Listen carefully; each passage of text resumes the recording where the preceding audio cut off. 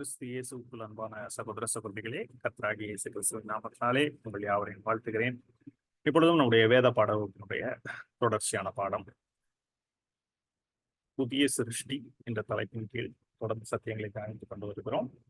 இப்பையும் இந்த புதிய சிருஷ்டியினுடைய பாகம் 5 நியூ கிரியேஷன் பார்ட் 5 நம்ம இந்த பாடத்தையும் ஆரம்பிக்கலாம்.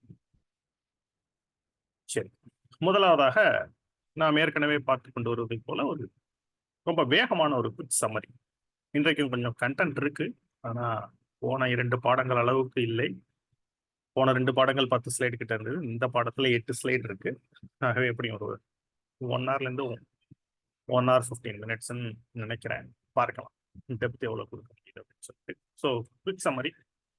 அப்ப புதிய சிருஷ்டினா என்ன என்பது வேதாகமத்தின்படி நம்ம பார்த்து கொண்டு வரோம். உங்களுக்கு தெரிந்தபடி பவுல் அப்போஸ்தலன் கலாத்தியர் 6ஆம் அதிகாரத்துல சொல்வதை போல, 2 கொரிந்தியர் 5ஆம் அதிகாரத்துல சொல்வதை போல, ஒருவன் கிறிஸ்துவுக்குள் இருந்தால் புது சிருஷ்டியா இருக்கிறான், பழையகள் எல்லாம் ஒழிந்து போய். கலாத்தியர் 6ல புதிய சிருஷ்டிய காரியம், மற்ற காரியங்கள் அவ்வளவு முக்கியம் இல்ல, புது சிருஷ்டி அளவுக்கு மற்றவைகள் முக்கியம் அல்ல அப்படிங்கிற மாதிரி சொல்றாரு. அப்ப புதிய சிருஷ்டினா என்ன அப்படின்னு நம்ம முதலாவதாக தெரிந்து கொள்ள வேண்டும் தான் ஆரம்பிச்சோம். அப்ப பார்ட் 1ல என்ன பார்த்தோம்னா, புதிய சிருஷ்டினா என்னன்னு நம்ம புரிஞ்சுக்கிறதுக்கு முன்னாடி அதை எப்ப நல்லா புரிஞ்சுக்க முடியும்னா, பழைய சிருஷ்டி என்றால் என்ன, நம்முடைய இயற்கையாக நமக்கு இருக்கக்கூடிய அந்த ஒரு சுபாவங்கள், அந்த நேச்சர், அதுதான் பழைய சிருஷ்டி. அப்ப அந்த பழைய சிருஷ்டி எப்படி, என்னவெல்லாம் அதனுடைய குணங்கள் அப்படின்னு சொல்லி ஃபர்ஸ்ட் பார்ட்ல பார்த்தோம். இப்ப பார்ட் 1 நீங்க திரும்ப பார்த்தீங்கன்னா அதுல உங்களுக்கு வந்துட்டு ஃபுல்லா அதை பத்தின இன்ஃபர்மேஷன் இருக்கும். அது எப்படி இருக்கும்னா, மாம்சத்தின்படியானது, பாவத்தின்படியானது, உலகத்தோடு வாழ்வது, இன்னும் உலக இன்பங்களை அனுபவிப்பது என்று சொல்லி இது போன்ற ஒரு காரியங்களுக்குள்ளாக வாழ்கிற ஒரு வாழ்க்கை. அது உலக மக்கள் எல்லாரும் அந்த பழைய சிருஷ்டியின்படி அவங்க எப்பயும் போல வாழ்ந்து கொண்டிருக்கிறார்கள். சரி, அடுத்தது பார்ட் 2க்கு வந்தோம்னா, வேதத்திலே பழைய ஏற்பாட்டிலே சொல்லப்பட்டது என்ன, இஸ்ரவேல் ஜனங்களை பற்றி தான் அதிகமாக வேதத்தில் பழைய ஏற்பாட்டில் சொல்லப்பட்டிருக்கு. இயேசு கிறிஸ்துவும் இஸ்ரவேல் வம்சத்துல யூதா கோத்திரத்துல வந்தார். ரட்சிப்பு யூதர்கள் வழியாய் வருகிறது அப்படின்னு சமாரியா ஸ்திரீட்ட சொல்றாரு. சரி, அப்ப இந்த இஸ்ரவேல் ஜனங்களை குறித்து பழைய ஏற்பாட்டில் old testament is the account of nation, the nation of Israel. சரி, அப்ப அவர்களுக்கு புதிய சிருஷ்டியா காரியம் சொல்லப்பட்டதா அப்படின்னா இல்ல. பழைய ஏற்பாட்டுல புதிய சிருஷ்டி இல்லை, புதிய ஏற்பாட்டுல தான் புதிய சிருஷ்டி. ஏன்னா கிறிஸ்துவுக்குள் இருந்தால்தான் புது சிருஷ்டி. அப்ப பழைய ஏற்பாட்டுல கிறிஸ்து நமக்காக பிறக்கவில்லை, மரிக்கவில்லை, உயிர் தள்ளவில்லை. ஆகவே பழைய ஏற்பாட்டுல அதற்கு பதிலாக என்ன கொடுக்கப்பட்டதுன்னா, அந்த இஸ்ரவேல் தேசத்தை கவர்ன் பண்ணுவதற்கு நியாயப்பிரமாணம் கொடுக்கப்பட்டது. அது என்னன்னா, தேவனுடைய அப்சல்யூட் ஸ்டாண்டர்ட்ஸ், அதாவது காட்ஸ் அப்சல்யூட் ஸ்டாண்டர்ட்ஸ் சொல்லலாம். தேவனுடைய அவருடைய குவாலிட்டி, அவருடைய தன்மையை பிரதிபலிக்கக்கூடிய காரியங்களை நியாயப்பிரமாணமாக கொடுத்தார். ஆனால் மனிதனால் அதை பின்பற்ற முடியவில்லை. ஏனென்றால் அவன் பழைய சிருஷ்டியாக இருக்கிறான், மாம்சத்திற்கு உட்பட்டவனாக இருக்கிறான். ரோமர் 8ஆம் அதிகாரத்துல நீங்க பாத்தீங்கன்னா உங்களுக்கு நல்லா தெரியும். இதைத்தான் ரொம்ப டீட்டெயிலா நம்ம படிச்சிருக்கோம். பார்ட் 2 பார்ட் 3 நீங்க கேட்டீங்கன்னா, இன்னும் இதற்கு முன்பாக அநேக நம்முடைய வீடியோஸ்ல, நம்ம சேனல்ல இருக்க வீடியோஸ்ல இதை ரொம்ப டீல் பண்ணியிருப்போம். ஏன்னு கேட்டா, பைபிளோட சென்ட்ரல் தீமே நியூ கவர்னன்ட். சரி, ரைட். அதாவது பார்ட் 2ல இதை பார்த்தோம். அடுத்து பார்ட் 3ல என்ன பார்த்தோம்னா, புதிய ஏற்பாட்டினுடைய அடிப்படை சத்தியங்களாகிய ரட்சிப்பு, பாவ மன்னிப்பு. அப்ப ரட்சிப்பு எப்படி ஒர்க் ஆகுது, ரட்சிப்பு ஒரு நபருக்கு கிடைக்க வேண்டும் என்றால் 3 காரியங்கள் செயல்பட வேண்டும். முதலாவது, அந்த நபருக்கு சுவிசேஷம் தெரிய வேண்டும். அடுத்தது, இந்த சுவிசேஷத்தை ஏற்றுக்கொள்வதற்கு ஆவியானவர் அந்த நபருடைய இருதயத்திலே விசுவாசத்தை கொடுக்க வேண்டும். அப்படி அந்த நபர் விசுவாசிக்கும் பொழுது அவர் மனம் திரும்ப வேண்டும், தேவனிடத்திற்கு திரும்ப வேண்டும். இந்த 3 விஷயமும், அதாவது சுவிசேஷத்தை தெரிந்து கொள்வது, அதை விசுவாசிப்பது, அடுத்ததும் தேவனிடத்திற்கு திரும்புவது, இந்த 3 நடக்கும் பொழுது அந்த இடத்துல தேவனுடைய ரட்சிப்பு கிரியை செய்கிறது. இது வந்துட்டு புதிய சிருஷ்டி துவக்கம் அல்ல, இது புதிய சிருஷ்டிக்கான ஆயத்தம். இதுதான் புதிய சிருஷ்டியின் வாழ்வுக்கு முந்தைய ஒரு நிலை. பழைய சிருஷ்டிலேருந்து வர்றதுக்கு முன்பாக ஒரு இன்டர்மீடியேட்டரி ஸ்டெப் அப்படின்னு சொல்லலாம். சரி, இப்ப போன ஒரு பகுதியில என்ன நம்ம பார்த்தோம்னா, புதிய சிருஷ்டியினுடைய முதல் படி. புதிய சிருஷ்டி எங்கு ஆரம்பிக்கிறது அப்படின்னா, ஞான ஸ்நானம் என்னும் ஒரு காரியத்திலே புதிய சிருஷ்டி ஆரம்பிக்கிறது. இன்னும் சொல்லப்போனா புதிய ஏற்பாடே இயேசு கிறிஸ்துனுடைய பிறப்பு. ஆனால் இயேசு கிறிஸ்துனுடைய ஊழியம் துவங்குவதற்கு முன்பாக யோவான் ஸ்நானகன் அனுப்பப்பட்டார். யோவான் ஸ்நானன் அவர் ஞான ஸ்நானம் கொடுத்தார். அப்ப யோவான் ஸ்நானகன் என்ன செய்தி கொடுக்கிறார்னா, இயேசு கிறிஸ்துனுடைய அதே செய்தி தான். ஆனா அவர் கண்டிப்பாக கொஞ்சம் நியாய தீர்ப்போடு சேர்த்து சொல்வார். மனம் திரும்புகள் பரலோக ராஜ்யம் சமயமா இருக்கிறது. இதுதான் இயேசு கிறிஸ்துனுடைய முதல் செய்தி. ஆனா யோவான் ஸ்நானனோட சொல்லும் பொழுது, இப்பொழுதே கோடரியானது வேறறுக்க வைக்கப்பட்டிருக்கிறதுங்கிற கண்டிப்போடு, நியாய தீர்ப்போடு, தண்டனையோடு அதை ஒரு பயத்தோடு அங்க சொல்லுவார். இயேசு கிறிஸ்து அதை சொல்ல மாட்டார். மனம் திரும்புங்கள் பரலோக ராஜ்யம் சமயமா இருக்கிறதுங்கிறத மட்டும்தான் இயேசு கிறிஸ்து சொல்லுவார். பிற்பாடு அநேக காரியங்கள் உண்டு. அப்ப முதலாவதாக ஞான ஸ்நானம். இதுதான் புதிய சிருஷ்டியினுடைய முதல் படி. இதை நீங்க நல்லா புரிஞ்சுக்கணும்னா போன பாட்டு நல்லா கேட்டீங்கன்னா புரியும். ஒரே ஒரு வசனம் மட்டும் சொல்றேன். யோவான் 3ஆம் அதிகாரத்துல இயேசு கிறிஸ்து சொன்ன வார்த்தை நிக்கோதேமுட்ட, ஒருவன் ஜலத்தினாலும் ஆவியினாலும் பிறவாவிட்டால் அவன் தேவனுடைய ராஜ்யத்தை காண மாட்டான்னு சொல்லிட்டு, ஆவியினால் பிறப்பது ஆவியாயிருக்கும், மாம்சத்தினால் பிறப்பது மாம்சமாயிருக்கும், ஆவியினால் பிறப்பது ஆவியாயிருக்கும்னு சொல்றார். அப்ப மீண்டுமாக பிறக்க வேண்டும் அப்படிங்கிறது தான் புதிய சிருஷ்டி. கிறிஸ்துவுக்குள்ளாக ஒருவன் மீண்டுமாக பிறக்க வேண்டும். அதான் ஒருவன் கிறிஸ்துவுக்குள் இருந்தால் புது சிருஷ்டியா இருக்கிறான் அப்போஸ்தலனாகிய பவுல் சொன்ன காரியம். அப்ப இதை பத்தி டீட்டெயிலா பேசியிருக்கோம். மீண்டுமாக அதற்குள்ளாக போகலாம். கொஞ்சம் டைம் சேவ் பண்ணுவோம். சரி, இப்ப இன்று பார்க்க போகுது என்னன்னா, புதிய சிருஷ்டி பிறந்தாயிற்று, புதிய மனுஷன் பிறந்தாயிற்று. இப்ப இந்த புதிய மனுஷன் அடுத்தது, இப்ப ஒரு குழந்தை பிறந்தவுடன் இயற்கையாக மாம்சத்தினுடைய பிறப்புதான். ஒரு தாயின் வயிற்றில் இருந்து, கருவில் இருந்து ஒரு குழந்தை பிறக்கும் பொழுது, பிறந்தவுடன் அடுத்தது அந்த குழந்தைக்கு என்னென்ன சம்பவிக்கும் அப்படின்னா, வளர்ச்சி, ஸ்டெப் பை ஸ்டெப்பான குரோத். அதுக்கு நிறைய டைம் ஆகும். ஆனா அந்த வளர்ச்சி அப்படியே கிராஜுவல் ப்ராசஸ். அப்ப நம்முடைய ஸ்டடிலையும் கூட புதிய சிருஷ்டியாக நாம் பிறக்கும் பொழுது ஞான ஸ்நானத்தின் மூலமாக அடுத்தது குரோத், கிராஜுவல் ஸ்டெப்ஸ் ஆஃப். இந்த நேரத்துல இன்னொன்னு ஞாபகப்படுத்த விரும்புறேன். இதை நம்ம ஆசரிப்பு கூடாரத்தோடு தொடர்புபடுத்தி படித்துக் கொண்டு வருகிறோம். அப்ப ஆசரிப்பு கூடாரத்துல போன பாடத்துல என்னன்னா, ஆசாரியர்கள் பலிபீடத்தில் பலி செலுத்திய பின்பு, ஆசரிப்பு கூடாரத்துக்கு வெளியிலே பலி செலுத்திய பின்பு, அடுத்ததாக அந்த தண்ணீர் தொட்டியிலே தங்கள் கைகள் கால்களை கழுவி சுத்திகரித்துக் கொள்வார்கள். ஏன் சுத்திகரித்துக்கிறாங்கன்னா, அடுத்ததாக அவர்கள் பரிசுத்த ஸ்தலத்திற்குள்ளாக பிரவேசிக்க போகிறார்கள். இப்ப நாமும் ராஜாக்களாக ஆசாரியர்களாக இருக்கிறோம். அப்ப நமக்கும் அதுல தொடர்பு இருக்கு. அப்ப அந்த தண்ணீர் தொட்டி தான் ஞானஸ்நானம் அல்லது நம்முடைய புதிய சிருஷ்டியின் பிறப்பு. இப்ப அடுத்ததாக நம்ம என்ன பண்ண போறோம்னா, அந்த கூடாரத்திற்குள்ளாக பிரவேசிக்க போறோம், பரிசுத்த ஸ்தலத்திற்குள்ளாக பிரவேசிக்க போறோம். அதுல நம்ம வளர்ச்சிக்கான காரியங்கள் இருக்கு. இதை பத்தி லாஸ்ட் ஸ்லைட்ல பேசப்போம். அதுக்கு முன்பாக புதிய ஏற்பாட்டுல இருந்து ஃபுல்லா படிச்சுட்டு கடைசி ஸ்லைட்ல நிழல்களை பார்க்க போறோம். சரி, ஓகே. இப்ப இந்த புதிய சிருஷ்டியை பத்தி மீண்டுமாக வரும் பொழுது, இப்ப என்ன நடந்திருக்கு ஞானஸ்நானத்துல ஞாபகப்படுத்திக்கிறது நல்லது. போன ஒரு பாடத்துல அப்ப ரோமர் 6ஆம் அதிகாரம் 6ஆம் வசனம் என்ன சொல்லுகிறது? ரோமர் அப்போஸ்தலனாகிய பவுல் ரோமருக்கு இருக்கும் 6ஆம் அதிகாரம் 6ஆம் வசனத்துல, நாம் இனி பாவத்துக்கு ஊழியம் செய்யாதபடிக்கு பாவ சரீரம் ஒளிந்து போகும் பொருட்டாக நம்முடைய பழைய மனுஷன் அவரோட கூட சிலுவையில் அறையப்பட்டது என்று அறிந்திருக்கிறோம். அப்ப பழைய மனுஷன் சொல்றாரு, இதுதான் பழைய சிருஷ்டி. அது என்னாச்சா, இயேசுவோடு கூட சிலுவையில் அறையப்பட்டாயிடுச்சு. இப்ப எதை பத்தி பேசியிருக்காரு அப்படின்னா, உள்ளான மனுஷன். இதை பத்தி தான் பேச போறேன். இப்ப கொஞ்சம் ஆவி ஆத்மா சரீரம் அப்படிங்கிறதுல மனிதன் என்பவன் யார் என்று சொன்னால், இந்த மூன்றும் சேர்ந்ததுதான் மனிதன். இந்த மூன்றுல எந்த ஒரு விஷயம் இல்லைன்னாலும் மனிதன் இருக்க முடியாது. ஆனா இந்த மூன்றில் ஒரு விஷயம் தான் மனிதனை டைரக்டா ரெப்ரசன்ட் பண்ணும். என்னது அப்படின்னு பாத்தீங்கன்னா, அவனுடைய ஆத்மா. எப்படி சொல்றீங்கன்னா, இதை பத்தி நிறைய சொல்லி கொடுத்துருக்கோம் முன்பாக, இருந்தாலும் குயிக்கா சொல்லுவோம். தேவன் மனிதனை உருவாக்கின பொழுது, ஆதாமை சிருஷ்டித்த பொழுது மண்ணினாலே சரீரத்தை செய்றார். அது மண்ணுக்குரியது. அவருடைய ஆவிய ஊதுறார் நாசியில. அது தேவனுக்குரியது ஆவி. அப்ப சரீரம் மண்ணால மண்ணுக்குரியது. ஆவி தேவன் அவனுடைய நாசியில ஊதுறார். அது தேவனிடத்திலிருந்து வருது. இது 2ம் சேரும் பொழுது மனுஷன் ஜீவாத்மாவானான்னு எழுதியிருக்கு.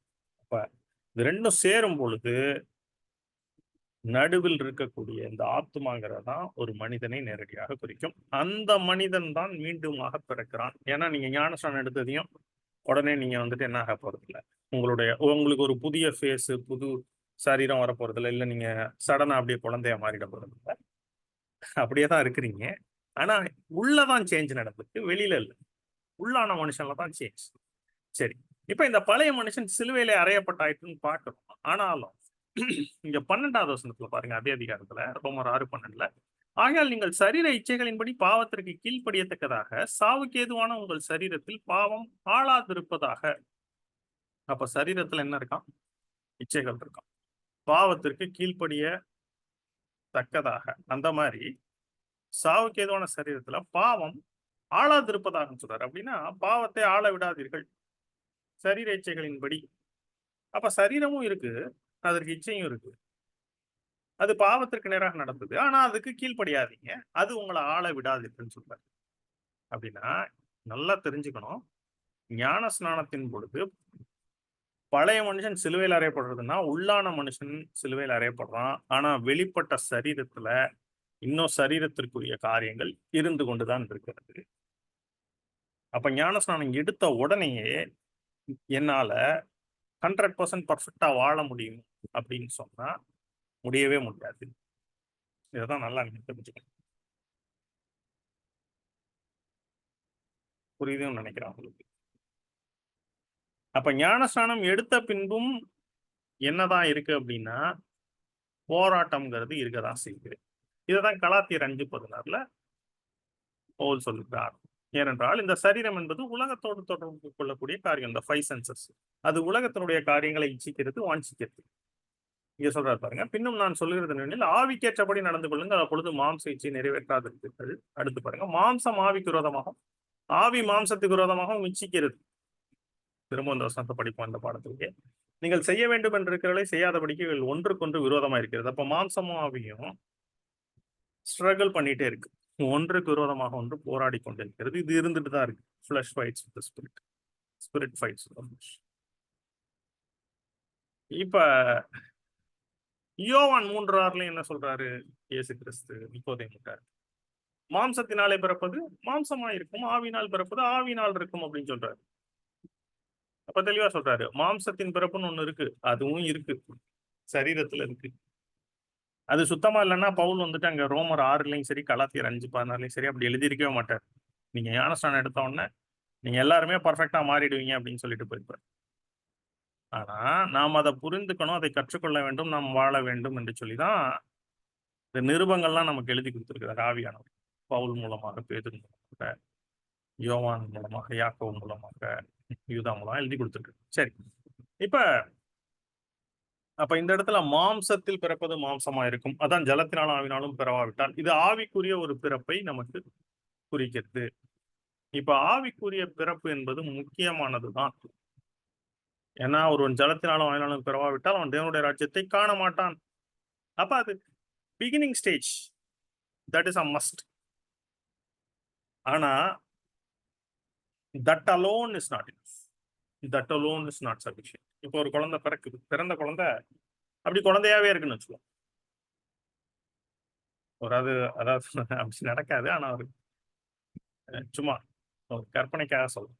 இப்போ ஒரு 10 வருஷம் ஆகியும் அது பிறந்த குழந்தையாவே இருக்கு. அப்ப எப்படி இருக்கும்? எல்லாரும் எப்படி இருக்கும்? இன்னும் சொல்ல போனா அப்ப இந்த உலகத்துல எல்லாருமே குழந்தைகளாக தான் இருந்துகிட்டே இருப்பாங்க.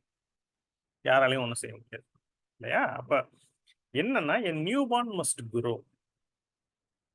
அப்ப ஒரு குழந்தை பிறந்தென்றால் அடுத்ததாக அது வளர்ச்சி அடைய வேண்டும். இன்னும் சொல்ல போனா இந்த மாம்சமும் ஆவிக்கும் இருக்கக்கூடிய யுத்தத்தில் இப்ப மாம்சம்ங்கிறது நம்ம தாயின் வயிற்றிலிருந்து பிறப்பிலிருந்து பிறந்து வளர்ந்து அது பலம் உள்ளதாக இருக்கும். சரீரம், சரீர இச்சைகள்லாம் ரொம்ப உலகத்தோடு ஒட்டி உறவாடி அந்த உலக இச்சைகளுக்கு நம்மை இழுக்கக்கூடியதாக, மற்றவர்களைப் போல நம்மையும் வாழத்தக்கதாக, நம்மை சுற்றி இருக்கிறவர்களைப் போல நம்மை மாற்றத்தக்கதாக நம்ம எப்பயும் இழுத்துக்கொண்டே இருக்கும் அந்த காரியம்.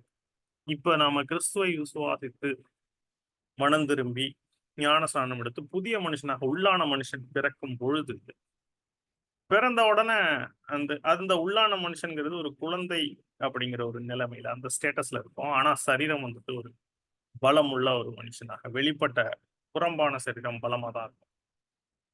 இப்ப பிறந்த உடனே நம்மளால என்ன பண்ண முடியாது? இந்த போராட்டத்துல நிக்கவே முடியாது. அப்ப எளிதாக உங்களுடைய மாம்சம் உள்ளான மனுஷனை மேற்கொள்ளும். அப்ப இந்த ஒவ்வொரு ஸ்டேஜ்லயும் ஒரு நியூ பார்ன் வளரும் பொழுது, அப்ப அந்த உள்ளான மனுஷனும் பலனடைய வேண்டும், எதிர்த்து நிற்கத்தக்கதாக மாம்சத்திற்கு. அப்ப அது வளர்ச்சி அடைய வேண்டும். அப்ப இன்றைய பாடம் அதுதான். நியூ கிரியேஷன் குரோத் அப்படிங்கிறது தான் இந்த ஒரு பாடத்தினுடைய செய்தி. அப்ப வெவ்வேறு ஸ்டேஜஸ் இருக்கு. அந்த ஸ்டேஜஸ் என்னன்னு நம்ம பார்க்கலாம். அது ரொம்ப பெரிய ஒரு ராக்கெட் சயின்ஸ் கிடையாது. நம்ம பார்க்கக்கூடிய ஒரு குழந்தையினுடைய ஸ்டேஜ் தான். அடுத்த ஸ்லைட்ல பார்ப்போம். ஆனா இந்த ஒவ்வொரு ஸ்டேஜ் ஆஃப் குரோத்துக்கும் நமக்கு என்னன்னா, அதற்கான உணவு தேவை வளர்ச்சிக்கு. இப்ப இத வந்துட்டு அ பிளான்ட்ஸோடையும் கம்பைன் பண்ணி படிப்போம். ஒரு செடி வளர்ந்து ஒரு மரமாகிறது அப்படின்னா, அதுக்கும் அநேக காரியங்கள் தேவை. அப்ப வேதத்தின்படியாக நமக்கு இந்த உள்ளான மனுஷன்ல இந்த புதிய சிருஷ்டி வளர்வதற்கு என்னென்ன தேவை அப்படிங்கிறது தான் இந்த ஒரு பாடத்தில் நாம் பார்க்கிறோம். சரி. இப்ப அதற்கு முன்பாக மீண்டுமாக ஒரு காரியத்தை நினைவுல வச்சுப்போம். இந்த புதிய சிருஷ்டி படிக்கும் பொழுது, நம்முடைய கிறிஸ்தவ ஜீவியத்தினுடைய நோக்கம் என்ன? What is the goal of this Christian life? Ultimate goal என்ன அப்படின்னு கேட்டீங்கன்னா, பரலோக ராஜ்யத்தில் பிரவேசிக்கிறது தான். அதாவது அதுக்கப்புறம் வேற கோல் கிடையாது. இந்த உலகத்தை பொறுத்த வரைக்கும். அதுக்கப்புறம் என்னன்னு நமக்கு இப்ப தெரியவும் தெரியாது. Ultimate goal is to enter the kingdom of God. அது எப்ப நடக்கும்னா, நம்முடைய மரணத்திற்கு பின்பாகவோ அல்லது இயேசு கிறிஸ்து வரும் பொழுது நாம் அவரை சந்திக்கும் பொழுதோ, அல்லது எப்பொழுது பரலோகத்தில் பிரவேசிக்கும் பொழுதோ, அப்பதான் அது ஃபுல்ஃபில் ஆகுது அந்த அல்டிமேட் கோல். ஆனால் அந்த மரணத்திற்கு பின்பாக நடக்கக்கூடிய அந்த அல்டிமேட் கோலை ரீச் பண்றதுக்கு இந்த வாழ்க்கையில என்ன கோல் நமக்கு? இந்த வாழ்க்கையில எப்படி வாழணும்? ஒருவேளை உலக மக்கள் எடுத்துக்கிட்டீங்கன்னா, அவங்களுக்கு இதெல்லாம் பத்தி ஒரு நோக்கம் கிடையாது, எண்ணம் கிடையாது. அவங்களுடைய வாழ்க்கை என்னன்னா, நம்ம பணக்காரன் ஆகணும் எப்படி? வசதியாக வாழணும், கவலை இல்லாம வாழணும், ஆரோக்கியமா நீண்ட நாட்கள் வாழணும், சமாதானமா வாழணும், சந்தோஷமா வாழணும். அவங்களுடைய பிள்ளைகள் நன்றாக இருக்கணும், பேர பிள்ளைகளை பார்க்கணும், நன்றாக இருக்கணும் அவங்கெல்லாம். இதுதான் உலக மனிதனுடைய ஒரு நோக்கமாக, அவனுடைய வாழ்க்கைக்கான நோக்கமா இருக்குது. ஆனா நமக்கு இந்த காரியங்கள் நல்லதுதான், தேவைதான். ஆனா இது மாத்திரமே நமக்கு கோல் கிடையாது. நமக்கு பரலோக ராஜ்யத்தில் சேர்வது என்பது கோல். ஸ்பிரிச்சுவல் லைஃப் அப்படிங்கிறது கோல். ஆனா இந்த உலகத்துல இப்ப பரலோக ராஜ்யத்துக்கு மரணத்திற்கு பின்பாக போகணும்னா, இந்த உலகத்துல நமக்கு என்ன கோல்? அப்படின்னா, ஆவிக்குரிய விதத்துல ஒரே கோல் தான். என்ன கோல்னா, நாம் கிறிஸ்துவை போல அல்லது கிறிஸ்துவாக மாறுவது. கிறிஸ்துவாக மாறுவதுன்னா, இயேசு கிறிஸ்துவாக மாறுவது கிடையாது. இயேசு கிறிஸ்துனுடைய சுபாவங்கள் நம்மில் காணப்படுவது. எல்லா சுபாவங்களும் நமக்குள்ளாக காணப்படுது. அது ஒரு லைஃப் டைம் ப்ராசஸ். அது வந்துட்டு ஓகே, இந்த வருஷம் ஸ்டார்ட் பண்ணிட்டேன். இன்னும் 10 இயர்ஸ் கழிச்சு நான் கம்ப்ளீட்டா அப்படியே கிரைஸ்ட் போல வாழ்வேன் அப்படின்னு சொல்ல முடியாது யாரும். அவங்களுடைய லைஃப் லாங் ப்ராசஸ். அதனால தான் வெளிப்படுத்தின விசேஷம் கடைசி அதிகாரத்துல கர்த்தர் என்ன சொல்றாருன்னா, நீதி செய்கிறவன் இன்னும் நீதி செய்யட்டும். பரிசுத்தம் உள்ளவன் இன்னும் பரிசுத்தமாகட்டும். அப்ப இன்னும் இன்னும் இன்னும் குரோ ஆகிட்டே இருக்கணும் அன்டில் அவருக்கு நம்முடைய மரணம் வரைக்கும். அப்ப வளர்ச்சி என்பது நமக்கு இருந்து கொண்டே இருக்க வேண்டும். அல்லது இதை இன்னொரு வசனத்தின்படி எப்படி சொல்லலாம், கலாத்தியர் 4:19 இவ்வாறு சொல்லுகிறது என்னன்னா, பிரியமான சகோதரி, கிறிஸ்து உங்களுக்குள்ளாக உருவாகும் அளவும் மறுபடியும் உங்களுக்காக கர்ப்ப வேதனைப்படுகிறேன் அப்படின்னு சொல்றாரு. அப்ப கிறிஸ்து நமக்குள்ளாக உருவாக வேண்டும். இதுதான் இந்த உலகத்தினுடைய ஒரு கோல். என் சிறு பிள்ளைகளை, கிறிஸ்து உங்களிடத்தில் உருவாகும் அளவும் உங்களுக்காக மறுபடியும் கர்ப்ப வேதனை. அப்ப பவுல் அப்போஸ்தலன் கலாத்திய சபைக்காக மீண்டுமாக கர்ப்ப வேதனைப்பட்டார். ஏற்கனவே ஒரு தடவை கிறிஸ்துக்குள்ள நான் உங்களை பெற்றேன்னு சொல்லி கொரிந்து சபைக்கு எழுதுறாரு. நான் உங்களுக்கு ஆவிக்குரிய தகப்பன். ஏன்னா அவரு தான் கிறிஸ்துவ அறிவிச்சு அவர்களுக்கு சுவிசேஷத்தை பிரசங்கித்து அவர்களை சபையாக உருவாக்கி அவர்களுக்கு அநேக சத்தியங்களை போதித்து நடத்தியவர். அப்ப கலாத்திய சபைக்கும் அவர்தான். அப்ப அப்ப கலாத்திய சபைக்கு மாறான உபதேசங்களை திரும்பவும் பழைய மாவை போதித்த பொழுது, நியாயபரமான காரியங்களை போதித்து அவர்களை வழி விலகி போன போதுதான் கலாத்தியர் நிருபத்தை எழுதுறார். புத்தி இல்லாத கலாத்தியரே, சத்தியத்தை விட்டு விலகி போகத்தக்கதாக உங்களுக்கு தடை செய்தவன் யார் அப்படின்னு சொல்லி கலாத்தியர் 3 சொல்றாரு. அப்ப மறுபடியும் கிறிஸ்து உருவாகும் மூலம் உங்களுக்காக கருத்து அடிப்படுது. அநேக சத்தியங்களை அங்க நமக்கு கலாத்தியர் நிருபத்தின் மூலமா சொல்லி கொடுக்கிறார். சரி, இப்ப கிறிஸ்து நமக்குள்ளாக உருவாகணும்னா அதுதான் ஒருவன் கிறிஸ்துவுக்குள் இருந்தால், கிறிஸ்துவுக்குள் மீண்டும் பிறந்தால் அது வந்துட்டு only possible through new creation. NC அப்படின்னு நீங்க பாக்குறதெல்லாம் நியூ கிரியேஷன், ஸ்பேஸ் சேவ் பண்றதுக்காக அப்படின்னு கொடுத்துருக்கேன். அப்ப நம்முடைய கோல் என்ன அப்படின்னா நியூ கிரியேஷன் மாறி, புதிய சிருஷ்டியாக மாறி வளர்ந்து முதிர்ந்த நிலைமைக்கு போகுது. இதுதான் திரும்ப ஜான் 3:3 கோட் பண்ணியிருக்கேன். ஆவியினால் பிறப்பது ஆவியா இருக்கும். ஆனா பிறந்ததுக்கு பின்பு இந்த புதிய சிருஷ்டியினுடைய வளர்ச்சி வளர்ந்து கிறிஸ்துவனுடைய நிறைவான வளர்ச்சி இருக்கும். அதுக்கு வாசனம். அப்ப முதிர்ச்சியான ஒரு நிலைமை, கிறிஸ்துவை போல அதுதான் மாறக்கூடிய ஒரு நிலைமை. அதுதான் goal of the Christian life. அப்ப புதிய சிருஷ்டி தான் கிறிஸ்டியன் லைஃபோட கோல் இன்னொரு விதத்துல. இப்ப ஆவி ஆத்மா சரீரத்திற்கு இந்த புதிய சிருஷ்டி ஆகும் பொழுது என்ன நடக்கிறது? இதுவும் போன பாடத்திலே சொல்லியிருப்பேன்னு நினைக்கிறேன். இருந்தாலும் மீண்டும் ஒரு தடவை ஒரு சில வசனங்களை பார்த்தோம். ஆவி ஆத்மா சரீரத்துக்கு என்ன நடக்கிறது? போன ஸ்லைட்லையும் டச் பண்ணாத. அப்ப முதலாவதாக ஆவி என்பது மரித்த நிலைமையில் இருக்கிறது. எப்படி சொல்றீங்க அப்படின்னா எபேசியர் 2:1 பவுல் என்ன சொல்றாரு? அக்கிரமங்களினாலும் பாவங்களினாலும் மரித்தவர்களா இருந்தவங்களை உயிர்ப்பித்தார் அப்படின்னா இந்த இடத்துல இதை லிட்ரலா சொல்ல, பிசிக்கலா சொல்ல, ஸ்பிரிச்சுவலா சொல்றாரு. ஏன்னா எல்லாருமே அவங்க மரித்த பிரேதங்களாக இல்லை, ஆனா மரித்தவர்களா இருந்தாங்க. எதுலன்னா அவருடைய ஆவியிலே மரித்தவர்களா இருக்கிறார்கள். அந்த ஆவியை இயேசு கிறிஸ்து தம்முடைய சுவிசேஷத்தின் மூலமாக அவர்கள் விசுவாசிக்கும் பொழுது ஆவியை உயிர்ப்பிக்கிறார்.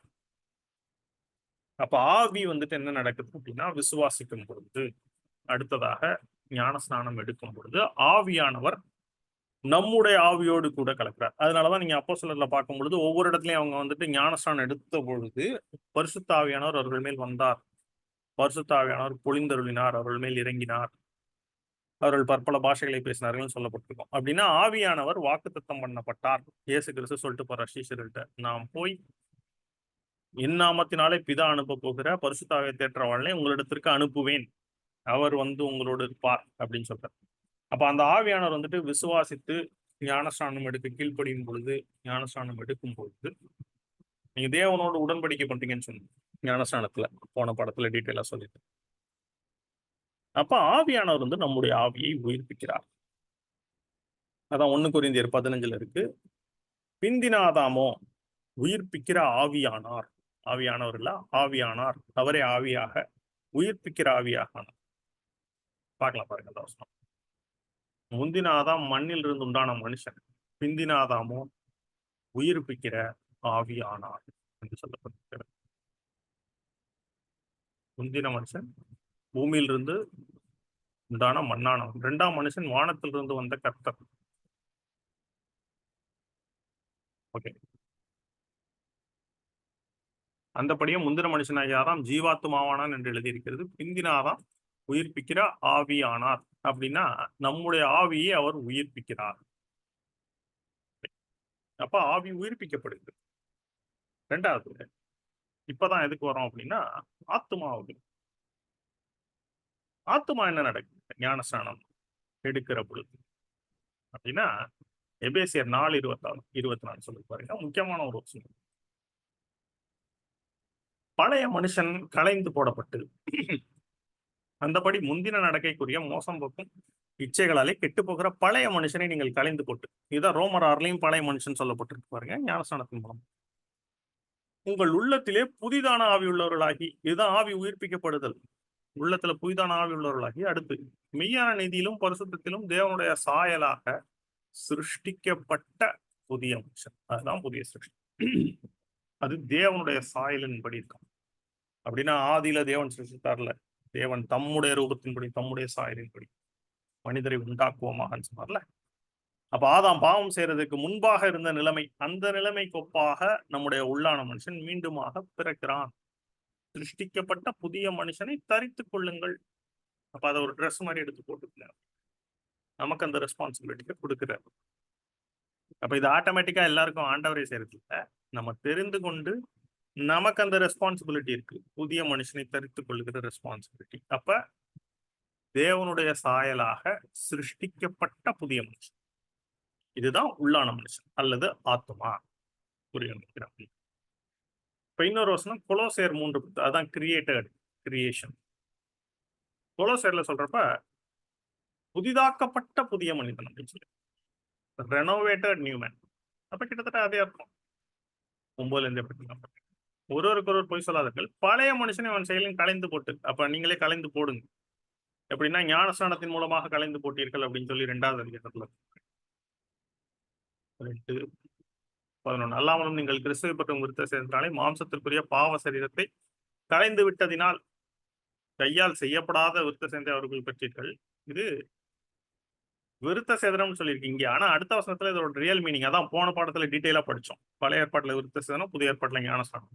இதுல பாருங்க, ஞானஸ்நானத்தில் அவரோட கூட அடக்கம் பண்ணப்பட்டவர்களாகவும் அதிலே அவரை மரித்தோரிலிருந்து எழுப்பின தேவனுடைய செயலின் மேல் உள்ள விசுவாசத்தினாலே, அப்ப அவரோட கூட எழுந்தவர்களாகவும் இருக்கிறீர்கள். அப்ப எழுந்திருக்கிறோம் கிறிஸ்துவோடு கூட. ஏதான் சொல்லுவார் இந்த இதுல ஃபர்ஸ்ட்ல கூட, நீங்கள் கிறிஸ்துவோடனே கூட எழுந்தது உண்டானால் பரலோகத்துல இருக்கிறதே தேடுங்க. பூலோகத்துல இருக்க காரியத்தை பழைய மனுஷன் தேடுவோம், பழைய சுபாவம் தேடும். ஆனா புதிய சிருஷ்டினா புதிய மனுஷன்னா பூமியில் உள்ளதல்ல, மேலானவைகளே தேடுங்கள். கிறிஸ்து தேவனுடைய வலது பார்த்து வீட்டிற்கும் இடத்துல மேலானவைகளே தேடுங்கள்.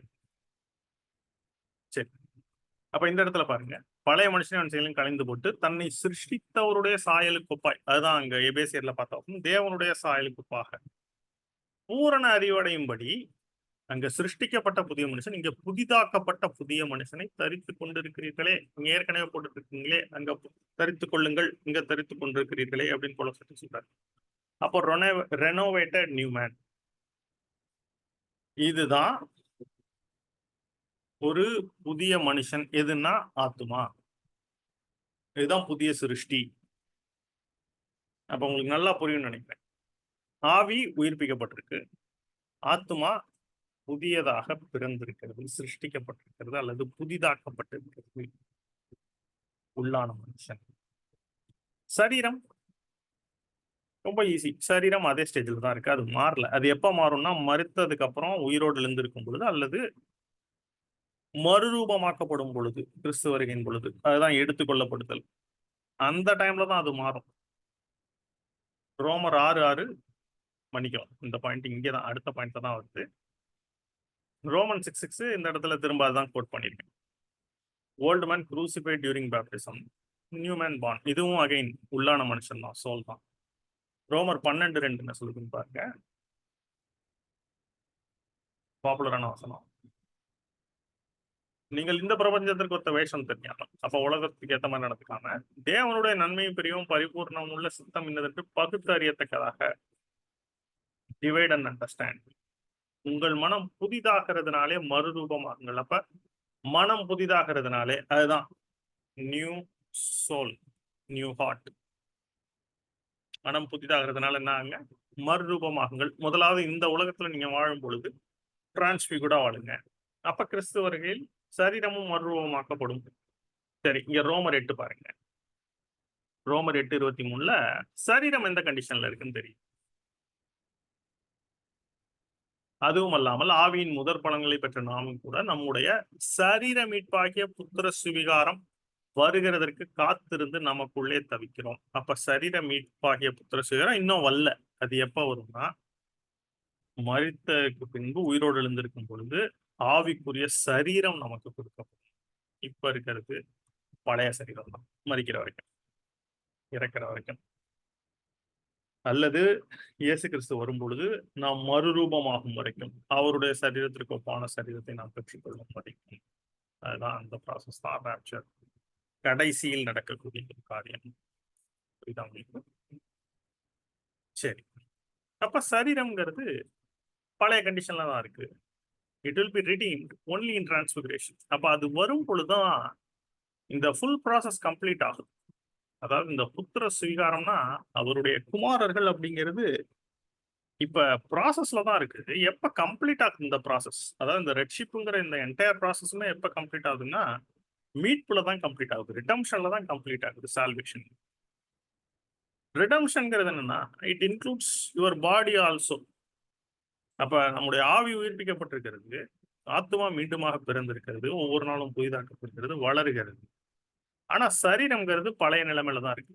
இது எப்ப மாறும் அப்படின்னா, எல்லாம் முடியும் பொழுது, மரணத்திற்கு பின்பு உயிர்த்தெழுதல்ன்னு தான். அப்பதான் இந்த ஃபுல் ப்ராசஸுமே நிறைவேறும். அதுதான் சரீர மீட்பாகிய புத்திர சுவீகாரம் அப்படின்னா, கம்ப்ளீட்டா அப்பதான் அவருடைய ஃபுல் சன்ஷிப் நமக்கு கிடைக்கும். முழு ஆளுகை அதிகாரம் மரணத்திற்கு பின்பு தான் கிடைக்கும். இந்த உலக வாழ்க்கையிலே இல்ல. இது தெளிவா புரிஞ்சுக்கணும் கிறிஸ்தவர்கள். சரி, ஓகே. ஆக, இப்ப இந்த காரியத்த நீங்க புரிஞ்சுக்கிட்டீங்க. அப்ப பழைய மனுஷன் வந்துட்டு ஓல்டு கண்டிஷன்ல இருக்கிறதுனால, அந்த ஒரு போராட்டம் இருந்து கொண்டு தான் இருக்கிறது. இப்ப இந்த புதிய சிருஷ்டி வளர்ச்சி அடையணும். இதுதான் இன்னைய பாடம். இப்ப நமக்கு என்ன இருக்கு அப்படின்னு பார்த்தீங்கன்னா, பழைய மனுஷனாகிய மாம்சமும் இருக்கிறது. உள்ளாக புதிய மனுஷனாகிய புதிய சிந்தை, புதிய ஆத்துமா, புதிய இருதயம் அதுவும் இருக்கு. இந்த 2ம் சேர்ந்து வாழ்றது ரொம்ப கஷ்டம். ஏன்னா இந்த 2மே ஆப்போசிட் ஆனது. இது ஒன்றுக்கொன்று விரோதமாக. அதான் கலாத்தியர் 5:17 என்னன்னா, ஆவி மாம்சத்துக்கு விரோதம், மாம்சம் ஆவிக்கு விரோதமாகவும் இச்சிக்கிறது. நீங்கள் செய்ய வேண்டும் என்று இருக்கிறதை செய்யாதபடிக்கு இவைகள் ஒன்றுக்கொன்று விரோதமாக நடத்தப்படுதுன்னா, எப்பயுமே இது ஒன்றுக்கொன்று என்ன பண்றது? ஃபைட் பண்ணிட்டு. உள்ளான மனுஷன் தேவனுக்கு பிரியமா இருக்கணும்னு யோசிக்கிறான். ஆனா, சரீரத்துல இருக்க பாவ பிரமாணம் நம்மை பாவத்திற்கு கீழ்ப்படியத்தக்கதாக நடத்துகிறது. ரோமர் 7ஆம் அதிகாரம் ஃபுல்லா இந்த போராட்டத்தை பவுல் ரொம்ப டீட்டெயிலா சொல்றாரு. நான் திரும்ப அதற்குள்ளா போக விரும்பல. இன்னும் டைம் ஆகும். 1 1/2 மணி நேரத்துக்கு போயிடுவோம். ஸ்லைடு. அப்ப அத நீங்க படிச்சு பாருங்க. அத படிச்சீங்கன்னா உங்களுக்கு தெரியும். எப்படி இருக்கு இந்த போராட்டம் அப்படின்னு சொல்லி.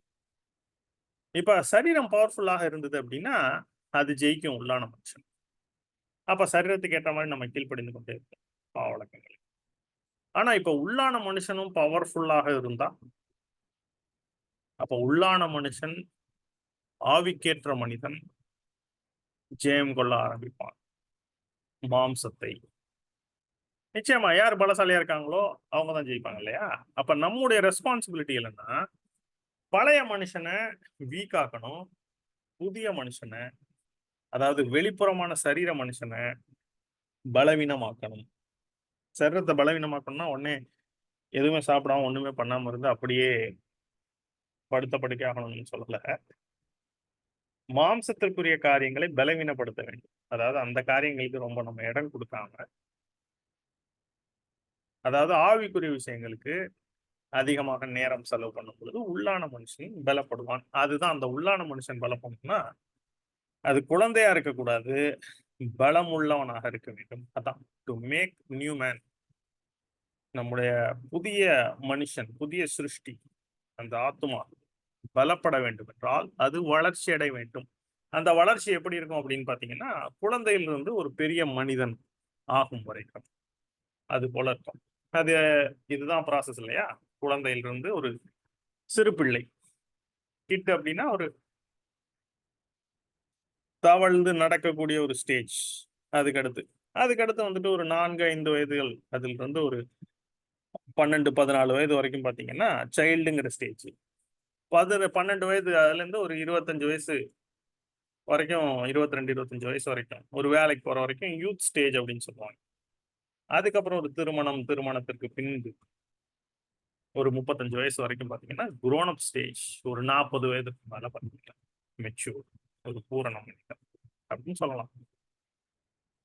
ஆக இது வந்துட்டு ஒரு phase by phase, step by step இந்த ப்ராக்ரஸ். போக போக இப்படிதான் இருக்கும். ஆவிக்குரிய வளர்ச்சியும் அதை போலவே சேம் வே. இப்ப இந்த வளர்ச்சி வந்துட்டு வெளிப்புறமாக இருக்கும் பொழுது நம்மை பெற்றோர்கள் தூக்கி வளர்க்குறாங்க. போக போக நாம் நிறைய விஷயங்கள கற்றுக்கொள்கிறோம். நாம் செயல்படுகிறோம். நம்ம புரிஞ்சுக்கிறோம். நம்ம அப்ளை பண்றோம். அப்ப ஆவிக்குரிய விஷயத்துக்கு யார் நடத்துறா அப்படின்னா, ஆவியானவர் நம்மை இந்த ஒவ்வொரு ஸ்டேஜ்லயும் குழந்தை பருவத்திலிருந்து முதிர்ச்சி அடைந்த மனிதன், ஒரு மனிதன் அப்படிங்கிற நிலைமை வரைக்கும் அவர் நடத்தி கொண்டு போகிறார். ஆனால் நமக்கும் பொறுப்புகள் சொல்லப்பட்டிருக்கிறது வேதத்தில். அப்ப நாமும் அதற்கு துணையாக, பொறுப்பாளியாக இருக்கிறோம். நம்மளால ஒண்ணுமே இல்ல, எல்லாமே அவர் தான் பண்றாரு அப்படின்னா, நீங்க எதுவுமே செய்ய தேவையில்ல. நீங்க வந்துட்டு ஆலயத்துக்கு போக தேவையில்ல, பிரசங்கம் கேட்க தேவையில்ல. நீங்க ஒண்ணுமே செய்ய வேணாம். அவரே எல்லாத்தையும் பார்த்துக்குவார். ஆனா வேதம் அப்படி சொல்லல.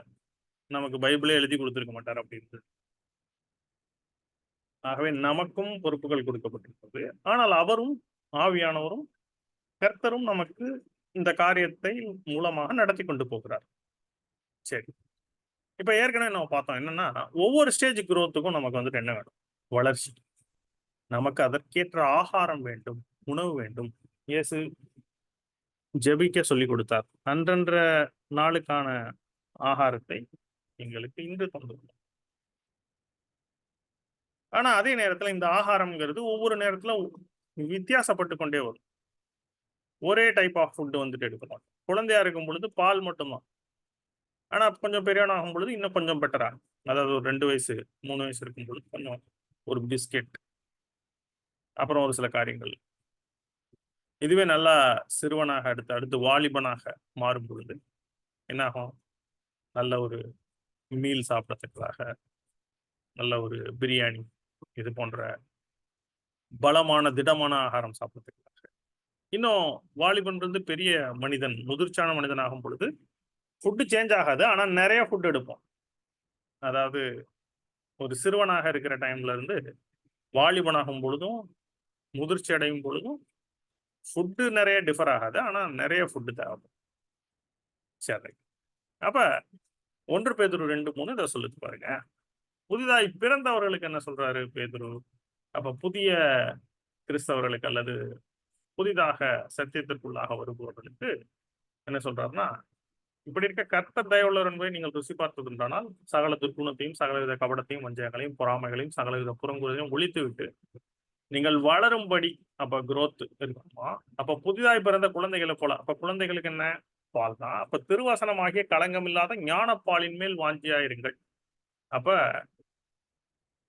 ஒரு புதிதாய் பிறந்த குழந்தைக்கு எப்பயுமே பால் தான் குடுப்பாங்க வளர்ச்சிக்கு. அதைப்போல புதிதாக வரக்கூடிய புதிய சிருஷ்டிகள் கிறிஸ்தவர்களுக்கு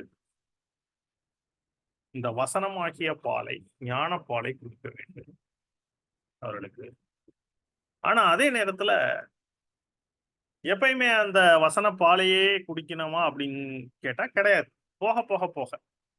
அப்ப ஆரம்பத்துல வர்றவங்களுக்கு வேதத்துல இருக்கக்கூடிய காரியங்கள், பழைய ஏற்பாட்டுல என்ன நடந்தது? புதிய ஏற்பாட்டுல இயேசு கிறிஸ்து என்ன போதித்தார்? என்ன அற்புதங்கள் செய்தார்? இன்னும் என்னென்ன காரியங்கள் சம்பவித்தது? இந்த காரியங்கள்லாம் சொல்லிக் கொடுக்கணும். இது வேதத்துல இருக்கு, எழுதப்பட்ட வார்த்தைகள் படிக்கணும். இன்னும் சொல்லப்போனா, புதிதாக வருபவர்களுக்கு பழைய ஏற்பாட்டுல இருக்கக்கூடிய கற்பனைகள், கட்டளைகளை கூட சொல்லிக் கொடுக்கணும். அவர்களுக்கு தெரியணும் இந்த விஷயங்கள்லாம். ஏன்னா, நேரடியாக அவங்களுக்கு என்ன போதிச்சிட முடியாது. ஆவிக்குரிய காரியங்களை போதிச்சா அவங்களுக்கு புரியாது. எப்படி ஒரு குழந்தைக்கு வந்துட்டு நீங்க ஒரு அ திட ஆகாரம் குடுத்தீங்கன்னா, அதுக்கு ஒத்துக்காதோ, அதேபோல புதியதாக வந்திருக்கக்கூடியவர்களுக்கு, புதிதாக கிறிஸ்துவை பற்றி தெரிந்தவர்களுக்கு ரொம்ப பேசிக்காக இன்னும் சொல்லப்போனா, சில்ட்ரனுக்கு என்ன பண்றாங்க? குழந்தைகளுக்கு சண்டே கிளாஸ்ன்னு தனியா. அவங்க செர்மன் கேட்டாங்கன்னா, அவங்களுக்கு வந்துட்டு அந்த அளவுக்கு அத புரிஞ்சுக்கக்கூடிய பக்குவம் இருக்காது. அவங்களுக்கு அந்த காரியம் வந்துட்டு ஒரு 1/2 அன் ஹவர் உட்கார்ந்து கேட்கறதுக்கு அவங்களுக்கு போர் அடிக்கும். அப்ப அவங்களால அத கேட்டு புரிந்து கொள்ற ஒரு நிலைமையில அவங்க இருக்க மாட்டாங்க. அப்ப அவங்களுக்கு தனியாக ஒரு சண்டே கிளாஸ் பயன்படுத்திக்கிறாங்க. சரி. ஆனா முதிர்ச்சியற்றவர்கள் பிரசங்கத்தை கேட்கிறார்கள். ஓகே. அப்ப அந்த வித்தியாசம் உங்களுக்கு புரியும்னு நினைக்கிறேன். ஆனா எபிரேயர் 5ல 5:12லயும் சரி, எபிரேயருடைய ஆசிரியர் 1 கொரிந்தியர் 3:1ல அப்போஸ்தலனாகிய பவுல் இவங்க என்ன சொல்றாங்கன்னா, காலத்தை பார்த்தால் போதகராக இருக்க வேண்டியவங்களுக்கு தேவனுடைய வாக்கியங்களின் மூல உபதேசங்களை மறுபடியும் உபதேசிக்க வேண்டியிருக்கிறது. நீங்கள் பலமான ஆகாரத்தை அல்ல, பாலை உண்ணத்தக்கவர்கள் ஆனீர்கள். பால் உண்கிறவன் குழந்தையா இருக்கிறபடினாலே நீதியின் வசனத்தில் பழக்கம் இல்லாதவனா இருக்கும். அப்ப நீங்க என்ன பண்றீங்க? பால் தான் சாப்பிடுறீங்க. நீங்க பலமான ஆகாரம் சாப்பிடத்தக்கவர்கள் அல்ல அப்படிங்கிறார். 1 கொரிந்தியர் 3:1 பாருங்க. மேலும் சகோதரரே, நான் உங்களை ஆவிக்குரியவர்கள் என்று எண்ணி உங்களுடனே பேசக்கூடாமல், மாம்சத்துக்குரியவர்கள் என்றும் கிறிஸ்துவுக்குள் குழந்தைகள் என்றும் எண்ணி பேச வேண்டியதாயிற்று. நீங்கள் பலன் இல்லாதவர்களானதால் உங்களுக்கு போஜனம் கொடாமல் பாலை குடிக்க கொடுத்தேன். இன்னமும் நீங்கள் மாம்சத்துக்குரியவர்களா இருக்கிறபடியால் இப்பொழுதும் உங்களுக்கு பலன் இல்லை. அப்ப மாம்சத்திற்கு உட்பட்டு இருக்கிறவங்களுக்கு பால் தான். பலன் திடமான ஆகாரம் சாப்பிட முடியவில்லை. அப்ப இவ்வளவு நாட்கள் நீங்க ஆரம்பத்தில் இருந்து இப்போ வரைக்கும் நம்முடைய சேனல்ல கிட்டத்தட்ட 200க்கு மேல வீடியோஸ் இருக்கு. பைபிள் ஸ்டடி இது 119வது பைபிள் ஸ்டடி. நீங்க ஒருவேள முதல் பைபிள் ஸ்டடில இருந்து இந்த பைபிள் ஸ்டடி வரைக்கும் நீங்க கேட்டிருப்பீங்க. நீங்க ரொம்பவுமே ஒரு மெச்சூர்டான ஸ்டேட்ல இருப்பீங்க. குழந்தைகளாக இருக்கவே மாட்டீங்க. அடிச்சு சொல்லணும். நீங்க உண்மையாவே அத வாஞ்சையோடு கேட்டு இருந்திருப்பீங்களா? அதாவது ஆரம்பத்துல அது ஒரு மில்க் மாரி இருந்திருக்கும். போக, போக, போக அது ஒரு திட ஆகாரமாக உங்களுக்கு கொடுக்கப்பட்டிருக்கும். அப்ப strong food is required as you move along. சரி. அப்ப அதுதான் வளர்ச்சி. இப்ப ஒரு பழைய ஏற்பாட்டுல சொல்லப்பட்ட ஒரு சில காரியங்கள் நம்ம பார்க்கலாம் பாருங்க. நியாயப்பிரமாணத்திலேயே ஒரு வினோதமான ஒரு காரியம் சொல்லப்பட்டிருக்கு. அது 3 தடவ சொல்லப்பட்டிருக்கு. அதற்கான ஆவிக்குரிய அர்த்தம் என்ன அப்படின்னு சொல்லி பார்க்கலாம் பாருங்க. என்ன சொல்லியிருக்குன்னா, அ முதலாவதாக யாத்திராகமம் 23:19 இது கொஞ்சம் இன்ட்ரஸ்டிங்கா இருக்கும். யாத்திராகமம் 23ஆம் அதிகாரம் 19ஆம் வசனம். 2வது பகுதி படிக்கிறேன். வெள்ளாட்டுக்குட்டியை அதன் தாயின் பாலில் சமைக்க வேண்டாம். சிம்பிளா சொல்றாரு. வெள்ளாட்டுக்குட்டி இருக்கு. அத தாயின் பால்ல அத சமைக்க வேணாம் அப்படின்ட்டு. இது என்ன ஒரு கமாண்ட்மென்ட்? இதுல என்ன நடந்துற போகுது? 34:26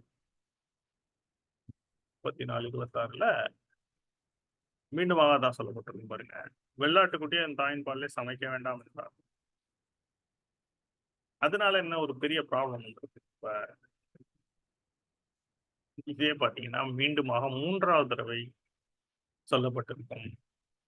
உபாகமம் 14ஆம் அதிகாரம் 21ஆம் வசனத்துல கடைசியில வெள்ளாட்டுக்குட்டியை என் தாயின் பாலிலே சமைக்க. இப்ப ஏன் இப்படி சொல்றாரு? Don't cook lamb with milk ஆக்சுவலா. ஏற்கனவே இதுக்கான ஆன்சர் உங்களுக்கு நான் சொல்லிட்டேன்னு நினைக்கிறேன் போன ஸ்லைட்ல இருந்து. நீங்களே கெஸ் பண்ணிக்கலாம்.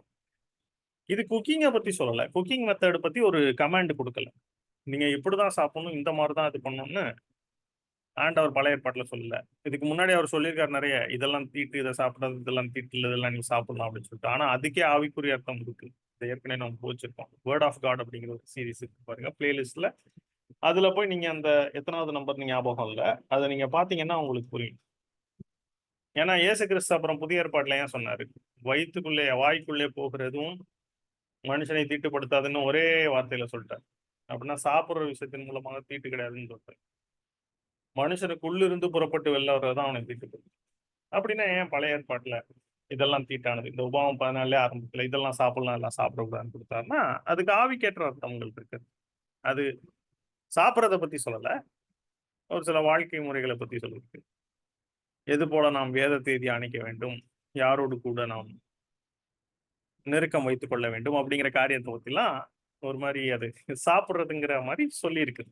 ஆவிக்குரிய அர்த்தம். அப்ப நீங்க அந்த வேர்ட் ஆஃப் காட் சீரிஸ்ல 4த்தோ 5த்தோ பார்ட் அதுல நீங்க பாத்தீங்கன்னா தெரியும். சரி, இப்ப இதுக்கு வரும்.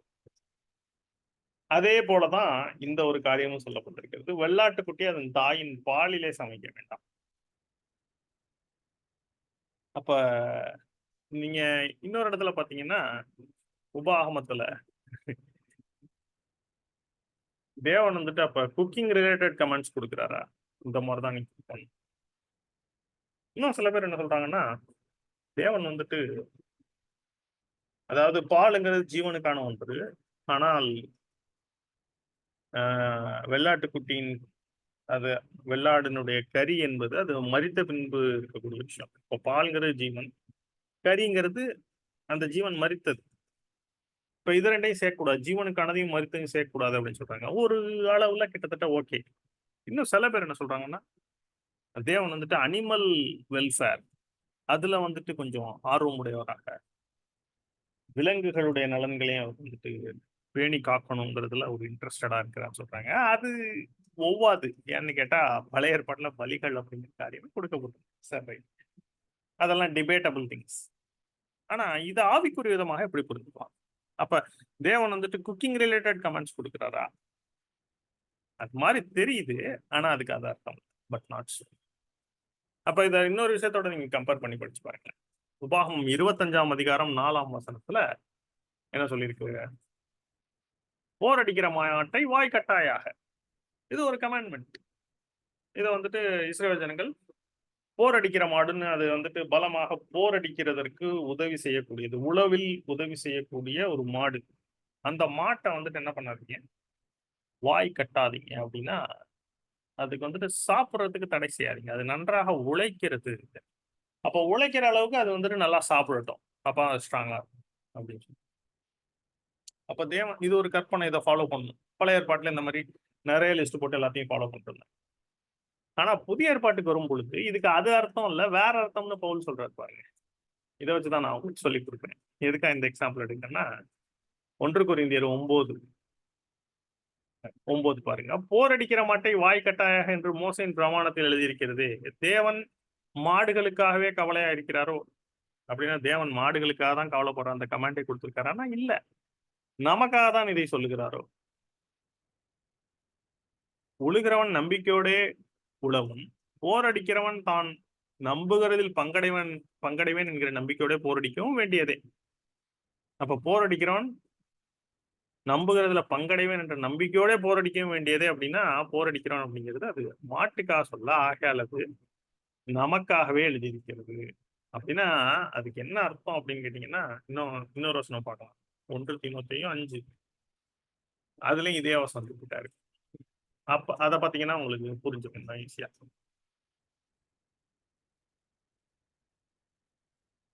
நன்றாய் விசாரணை செய்கிற மூப்பர்களை, விசேஷமாக திருவசனத்திலும் உபதேசத்திலும் பிரயாசப்படுகிறவர்களை ரெட்டிப்பான கணத்திற்கு பாத்திரராக என்ன வேண்டும். போரடிக்கிற மாட்டை வாய் கட்டாய என்றும் வேலையால் தன் கூலிக்கு பாத்திரனாய் இருக்கிறான் என்றும் வேத வாக்கியம் சொல்லுகிறதே.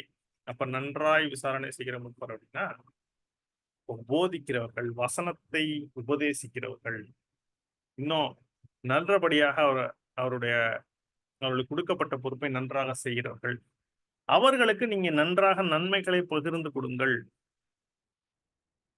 அவர்களை நன்றாக உபசரியுங்கள். இப்ப நன்றா வேலை செய்கிறார்களா, சுவிசேஷ ஊழியம் செய்கிறார்களா, அவர்களுக்கு வந்துட்டு நன்றாக நீங்கள் வந்துட்டு என்ன பண்ணுங்க, அவர்களுக்கு கொடுங்கள், அவர்களை கவனித்துக் கொள்ளுங்கள். அப்ப சுவிசேஷத்தை அறிவிக்கிறவர்களுக்கு சுவிசேஷத்தின் மூலமாக பிழைப்பு உண்டாக வேண்டும் அப்படின்னு சொல்லி கர்த்தர் கட்டளையிட்டு இருக்கிறார் இந்த இடத்துல. அந்தபடியே சுவிசேஷத்தை 1 கொரிந்தியர் 9:11. அப்ப காணிக்கைகள் அதெல்லாம் கொடுக்கறது என்ன, எதற்காக அப்படின்னா அவருடைய பிழைப்புக்காக. தேவனுக்கு நேரம் அந்த பணத்தை தேவன் எடுத்துட்டு போக போறது இல்லை. அவருக்கு பண தேவை எதுவும் கிடையாது. இதெல்லாமே சுவிசேஷத்தை அறிவிக்கிறவர்களுக்கு சுவிசேஷனாலே பிழைப்பு உண்டாக வேண்டும். அப்ப நீங்க கொடுக்குற காணிக்கைகள்னால அந்த சுவிசேஷத்துக்கு பிழைப்பு உண்டாகிறது. அவங்க சுவிசேஷத்தை அறிவிக்கிறாங்க. இப்ப அவருடைய குடும்பங்கள், அவர்கள் பிள்ளைகளுடைய படிப்பு இருக்கு, அவர்களுக்கு தேவைகள் உண்டு. அவர்கள் தேவனுக்காக உழைப்பதனால நாம் என்ன செய்யணுமா, அவர்களை தாங்க வேண்டும். அந்த காணிக்கைகள் அதற்கு போக வேண்டும் அப்படின்னு சொல்லிட்டு பவுல் என்ன சொல்றாருன்னா, எனக்கு இதெல்லாம் நடக்கணும்னு நான் எழுதல. ஏன்னா நான் வந்துட்டு என்ன பண்றேன், சுவிசேஷத்தை அறிவித்தாலும் நானும் கையில வேலை செய்து சாப்பிடுகிறேன் அப்படின்னு சொல்றாரு.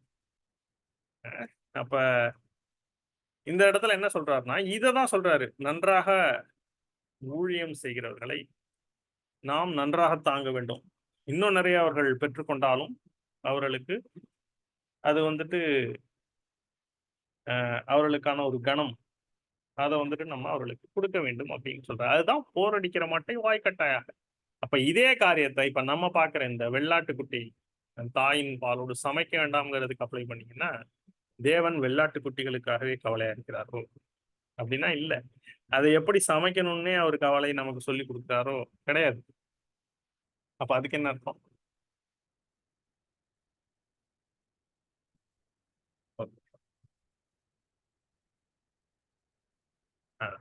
அப்ப இந்த வசனம் எதை பத்தி பேசல, எப்படி சமைக்கணுங்கிறத பத்தி பேசல. அப்ப நம்ம ஏற்கனவே பார்த்ததுபடி பால் அப்படிங்கிறது என்ன அர்த்தம் அப்படின்னா, அது வந்துட்டு குழந்தைகளுக்கான ஒரு உணவு. இப்ப வெள்ளாட்டு குட்டி அப்படின்னா, வெள்ளாட்டு கறி அப்படின்னா அது மீட், அது வந்துட்டு பலமான ஆகாரம். அப்ப என்னன்னா, இதனுடைய சத்தியம் இதற்கு பின்பாக இருக்கக்கூடிய சத்தியம் என்னன்னா, மில்கையும் மீட்டையும் மிக்ஸ் பண்ணாதீங்க அப்படின்னு. குழந்தைகளுக்கு கொடுக்க வேண்டிய குழந்தைகளுக்கு கொடுங்கள், நன்றாக வளர்ந்தவர்களுக்கு கொடுக்க வேண்டியதை வளர்ந்தவர்கள். அப்ப வளர்ச்சிங்கிறது இதன் மூலமாக தான். அப்ப குழந்தைகளுக்கு வந்துட்டு கூப்பிட்டு நீங்க வந்துட்டு வளர்ந்தவருடைய உபதேசத்தை நீங்க கொடுத்தீங்கன்னா, அவர்களால் அதை புரிந்து கொள்ள முடியாது, அவர்கள் அதை வாந்தி பண்ணுவார்கள். தேனை கண்டாயனால் மட்டாய் சாப்பிடு, மிதமிஞ்சினால் வாந்தி பண்ணுவாய், நீதிமொழி. இப்ப அதே போல நீங்க வந்துட்டு வளர்ந்தவர்களுக்கு போயிட்டு நீங்க வெறும் பாலை மட்டும் குடுத்தீங்கன்னு வச்சுக்கங்க. அப்படின்னா என்ன அர்த்தம்? நன்றாக சத்தியத்தை அறிந்தவர்கள், முதிர்ச்சியான நிலைமையில இருப்பவர்கள் கூப்பிட்டு, உங்களுக்கு நான் வந்துட்டு வேதத்திலிருந்து ஒரு கதை சொல்லப் போறேன். இப்ப ஆபிரகாம் அவர் வந்துட்டு இது போல பிரயாணம் பண்ணினார். கர்த்தரை விசுவாசித்தார். அவருக்கு தேவன் வந்துட்டு ஏற்ற காலத்துல ஈசாக்கை கொடுத்தார். அப்ப நாமும் ஆபிரகாமை போல விசுவாசிக்க வேண்டும். அப்படிங்கிற ஒரு சிம்பிளான வேதத்தில் வரக்கூடிய ஒரு சில கதைகள சொன்னோம்னு வச்சுக்கங்க. அன்னாள் குழந்தை இல்லாதிருந்தாள். அவள் போய் கண்ணீர் விட்டு ஜெபித்தாள். ஜெபித்த பொழுது கர்த்தர் அந்த ஜெபத்தை கேட்டு ஆசீர்வாதமாக சாமுவேலை கொடுத்தருளினார். நாமும் அதைப் போல ஜெபம் பண்ண வேண்டும். ஜெபித்து ஆண்டவரிடத்தில் பெற்றுக்கொள்ள வேண்டும். அப்படின்னா, இது வந்துட்டு என்னன்னா, சிம்பிளா அதுல இருக்கிற காரியத்த நீங்க சொல்லிக் குடுத்து, அத நீங்களும் ஃபாலோ பண்ணுங்கன்னு சொல்றேன். இது பால். இது ஆவிக்குரிய ஒரு பலமான ஆகாரம் கிடையாது. அப்ப அதை ஆவிக்குரிய விதத்துல வளர்ந்தவர்களுக்கு நீங்க பால குடுத்தீங்க அப்படின்னா, அவர்களுக்கு அது தகாது. அவங்களுக்கு அது ரொம்ப போர் அடிக்கும். சிம்பிளிஸ்டிக்கா இருக்கும். அவர்களுக்கு முதிர்ச்சியான உணவை குடுக்க வேண்டும். ஏன்னா, அவங்க பாலே சாப்பிட்டுருந்தாங்கன்னா வீக் ஆயிடுவாங்க. அப்ப 2யும் என்ன பண்ணுங்க, சரியாக குடுங்கள். Don't mix the milk and meat அப்படிங்கிறது தான் வெள்ளாட்டுக்குட்டியை அதன் தாயின் பாலில் சமைக்க வேண்டாம்னு சொன்னேன். இன்னும் இதுக்கு ஆழமான அர்த்தம் இருக்கு. இதே பாயிண்ட்ஸ் தான். Need to give the right spiritual good. என்னன்னா, அதன் தாய்ங்கிற ஒரு வார்த்தை சொல்லப்படுது. அப்ப தாய்ங்கிறதுக்கு என்ன அர்த்தமா இருக்க முடியும்னா, இது இன்னொரு இன்டர்பிரேஷன் இருக்கு. என்னன்னா, கலாத்தியர் 4ஆம் அதிகாரத்துல பார்த்தீங்கன்னா, எருசலேமை பற்றி சொல்லும் பொழுது, எருசலேமே நம்ம எல்லாருக்கும் தாயானவள் அப்படின்னா, அது ஒரு வகையில நமக்கு வந்துட்டு சபை அப்படிங்கிற ஒரு காரியத்தையும் குறிக்கும். அப்ப தகப்பன் அப்படிங்கிற பொசிஷன்ல பிதாவாகிய தேவனை கர்த்தராகிய இயேசு கிறிஸ்துவை எங்க வைப்போம் என்றால், தாய் என்கிற ஸ்தானத்துல ஒரு சபை அப்படிங்கிறத வைக்க முடியும். அப்ப என்ன அர்த்தம்னா, அந்த சபைக்கு ஜீவனோடு இருக்கக்கூடிய காரியங்களை நீங்கள் குடுங்கள். அதுல இருக்கக்கூடிய பழைய ஏற்பாடு நியாயப்பிரமாணத்தை யூஸ் பண்ணி எப்பயும் வரக்கூடிய சபை மக்களை கண்டம் பண்ணிட்டே இருக்காதீங்க. அவர்களை கண்டிக்கிறேங்கிற பேர்ல, அவர்கள புடித்து திட்டிக் கொண்டே இருக்காதீர்கள். அதனால் அவர்கள் தண்டனையிலே குற்ற உணர்ச்சியிலே இருப்பார்களே தவிர, விடுதலைக்குள்ளாக வரமாட்டார்கள். மாறாக ஜீவனுக்கான ஒரு காரியத்தை instead teach truth to nourish souls. அப்ப ஆவிக்குரிய சத்தியத்தை இயேசு கிறிஸ்துவை பற்றிய போதனையை கொடுங்கள். நம்ம இதை ஃபாலோ பண்ணணும், அதை ஃபாலோ பண்ணணும், இது நீ பண்றியா பண்ணலையா, இதை சரியாங்கிற அது ஒரு லெவல் வரைக்கும் அது தேவைதான், ஒரு சில உபதேசங்கள். ஆனா டாக்டரின் இல்லாம வெறும் நீங்க வந்துட்டு கமாண்ட்மெண்ட்ஸ் மட்டும் கொடுத்துட்டு இருந்தீங்கன்னா, that that doesn't go well. அப்ப teach the truth to your souls. அதுதான் ஆத்துமாவுக்கு வளர்ச்சி கொடுக்கும். அதுதான் தாயானவள். இந்த தாயினுடைய பால் கிடையாது. அப்ப வெள்ளாட்டு குட்டி நீங்க மீட்டை நீங்க கொடுக்கும். அப்ப தாய் என்பது சபை. அதனுடைய பாலை யூஸ் பண்ணுங்க. அதை யூஸ் பண்ணி கண்டவுன் பண்ணாங்க அப்படிங்கிறது தான் அவருடைய அர்த்தம். சரி, ஓகே. அப்ப இந்த வளர்ச்சி அப்படிங்கிறது இப்ப சபை அப்படிங்கிறது எதுக்காக இருக்கு?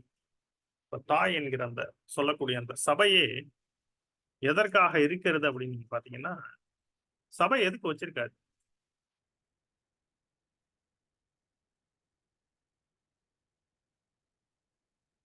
எபேசியர் 4ஆம் அதிகாரம். எபேசியர்ங்கிறதே சபைன்னு அர்த்தம்.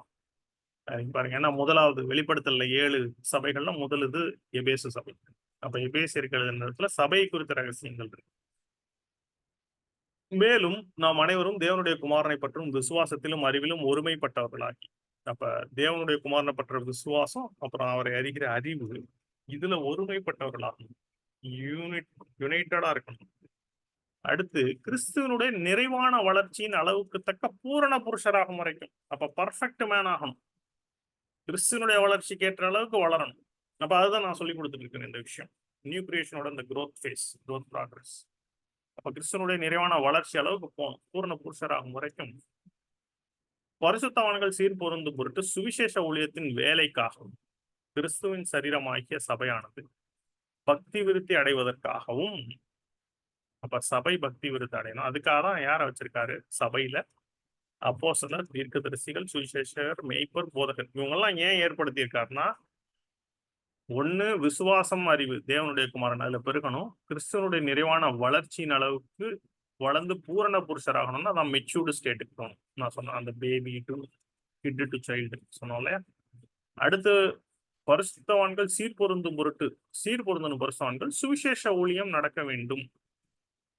அடுத்து கிறிஸ்துவின் சரீரமாகிய சபையானது பக்தி விருத்தி அடையணும். இப்ப இந்த காரியங்களுக்காக தான் சபையில அப்போஸ்தலர்கள், மூப்பர்கள், போதகர்கள், மீட்பர்கள், சுவிசேஷர்களை தேவன் ஏற்படுத்தி வச்சிருக்காரு. இதுல ஒரு முக்கியமான பாயிண்ட் என்னன்னா கிறிஸ்துவனுடைய வளர்ச்சிக்கு ஏற்ற நிறைவான வளர்ச்சி. அதுதான் நம்மளுடைய growth. அப்போ உங்களுக்கு பால் அப்புறம் பலமான ஆகாரம் அதான் மீட் சொல்லப்படுகிற காரியங்கள். ஓகே, இப்ப இன்னும் இந்த வளர்ச்சி இன்னும் கொஞ்சம் ஃபாஸ்டா போவோம். அப்ப இந்த growth வந்துட்டு எப்படி எல்லாம் இப்ப ஒரு குழந்தை எப்படி வளரும் பாருங்க. ஒரு குழந்தை வளர வளர தன்னுடைய சுற்றி இருக்கக்கூடிய காரியங்கள், பெற்றோரிடம் பேசுறதை கற்றுக்கிறது, சுற்றி இருக்கிற காரியங்களை கத்துக்கிறது. குழந்தைகிட்ட போயிட்டு நெருப்பை தொட்டா சுடுன்னு நம்ம சொன்னோம்னா அது புரியாது. ஆனா ஒரு நாள் திடீர்னு தொற்றுச்சுன்னா அப்ப அதுக்கப்புறம் ஆஹா அதுகிட்ட போகக்கூடாது. அது எக்ஸ்பீரியன்ஸ். அப்ப லேர்னிங் எக்ஸ்பீரியன்ஸ்.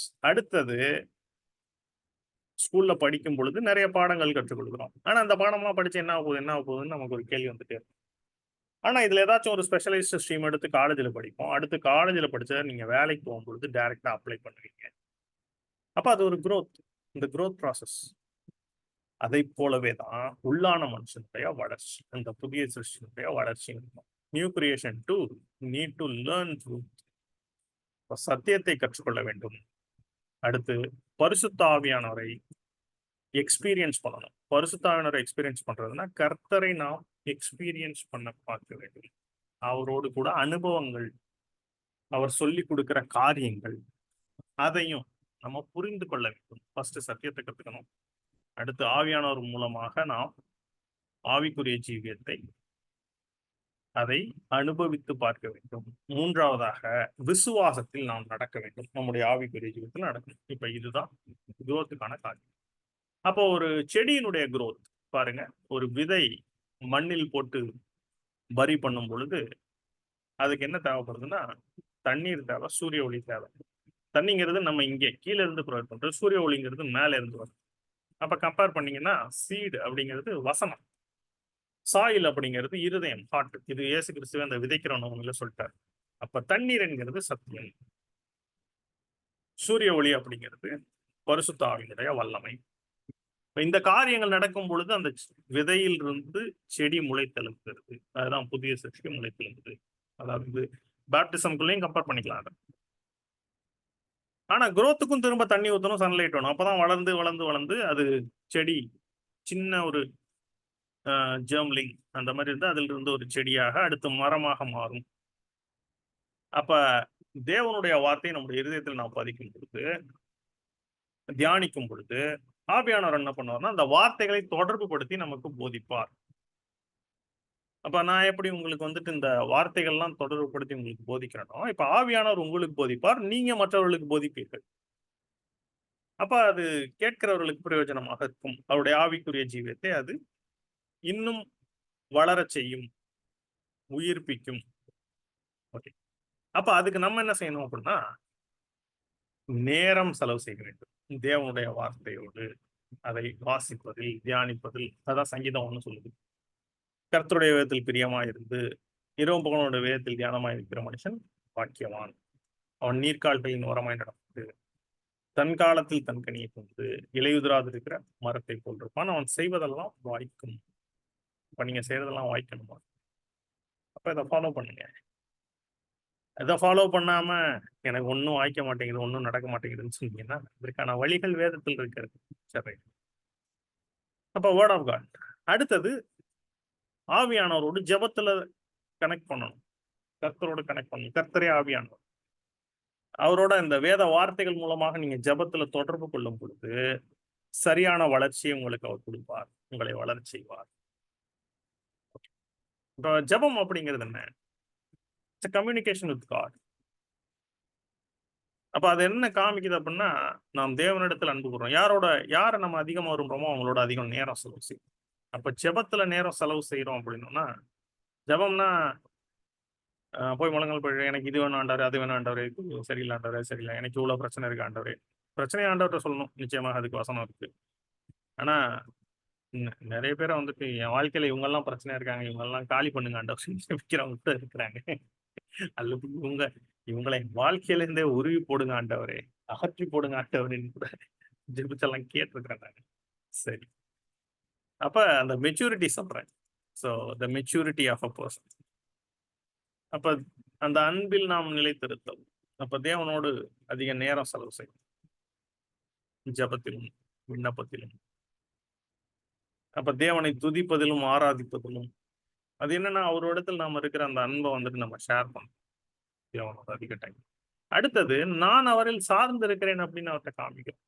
பிரேயர். அப்ப நல்லா கவனிங்க. இதற்கு அடுத்து என்ன இருக்கு அப்படின்னா, கிறிஸ்து வாழ்ந்த வாழ்க்கை. அந்த ரோல் மாடல் அது இருக்கு. அவர் நாம் பின்பற்றி வரும்படி அடிச்சுவடுகளை வைத்து போனார். அத ஃபாலோ பண்றது லைஃப்ல. Following it. சரி. இப்ப இது எல்லாத்தையுமே நம்ம என்ன பண்ண போறோம்னா, அடுத்த ஆசரிப்பு கூடாரத்தோட கடைசியா தொடர்பு பார்ப்போம். நம்ம இப்படி நாம் நடந்து கொண்டிருந்தோமானால், கர்த்தர் என்ன செய்வார்னா, நமக்கு அவருடைய பாதைகளை போதிப்பார். அவருடைய வழிகளை அறிவிப்பார்.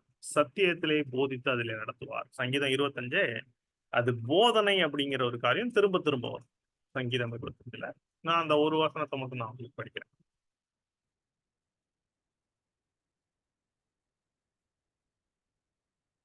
சங்கீதம் 25:4. கர்த்தாவே உம்முடைய வழிகளை எனக்கு தெரியும். உம்முடைய பாதைகளை எனக்கு போதித்தருளும். உம்முடைய சத்தியத்திலே என்னை நடத்தி, என்னை போதித்தருளும். நீரே என் ரட்சிப்பின் தேவன். உம்மை நோக்கி நாள் முழுவதும் காத்திருக்கிறேன். கர்த்தர் நல்லவரும் உத்தமருமாய் இருக்கிறார். ஆகையால் பாவிகளுக்கு வழியை தெரிவிக்கிறார். சாந்த குணம் உள்ளவர்களை நியாயத்தில் நடத்தி, சாந்த குணம் உள்ளவர்களுக்கு தமது வழியை போதிக்கிறார். இங்க பாருங்க. கர்த்தருக்கு பயப்படுகிற மனுஷன் எவனோ அவனுக்கு தான் தெரிந்து கொள்ளும் வழியை போதிப்பார். அப்ப டீச் பண்றத பத்தின சங்கீதம்.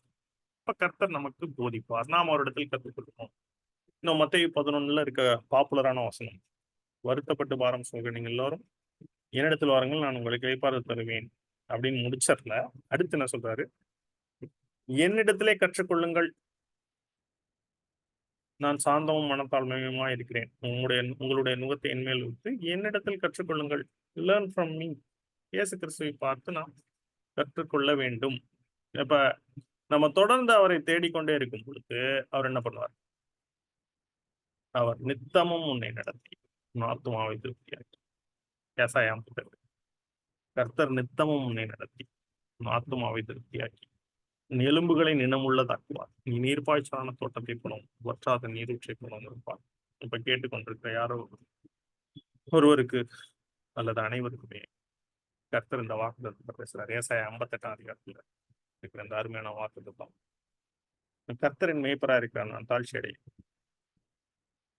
அவர் என்னை புல்லுள்ள இடங்களில் மேய்த்து அமர்ந்த தண்ணீர்கள் அண்டையில் என்னை கொண்டு போய் விடுகிறார். அவரின் ஆத்துமாவை தேற்றி நம்முடைய நாமத்தின் நிமித்தம் என்னை நீதியின் பாதைகளில் நடத்துகிறார். அவர் லீட் பண்றாரு. அவர் நடத்தி கொண்டு போறார்.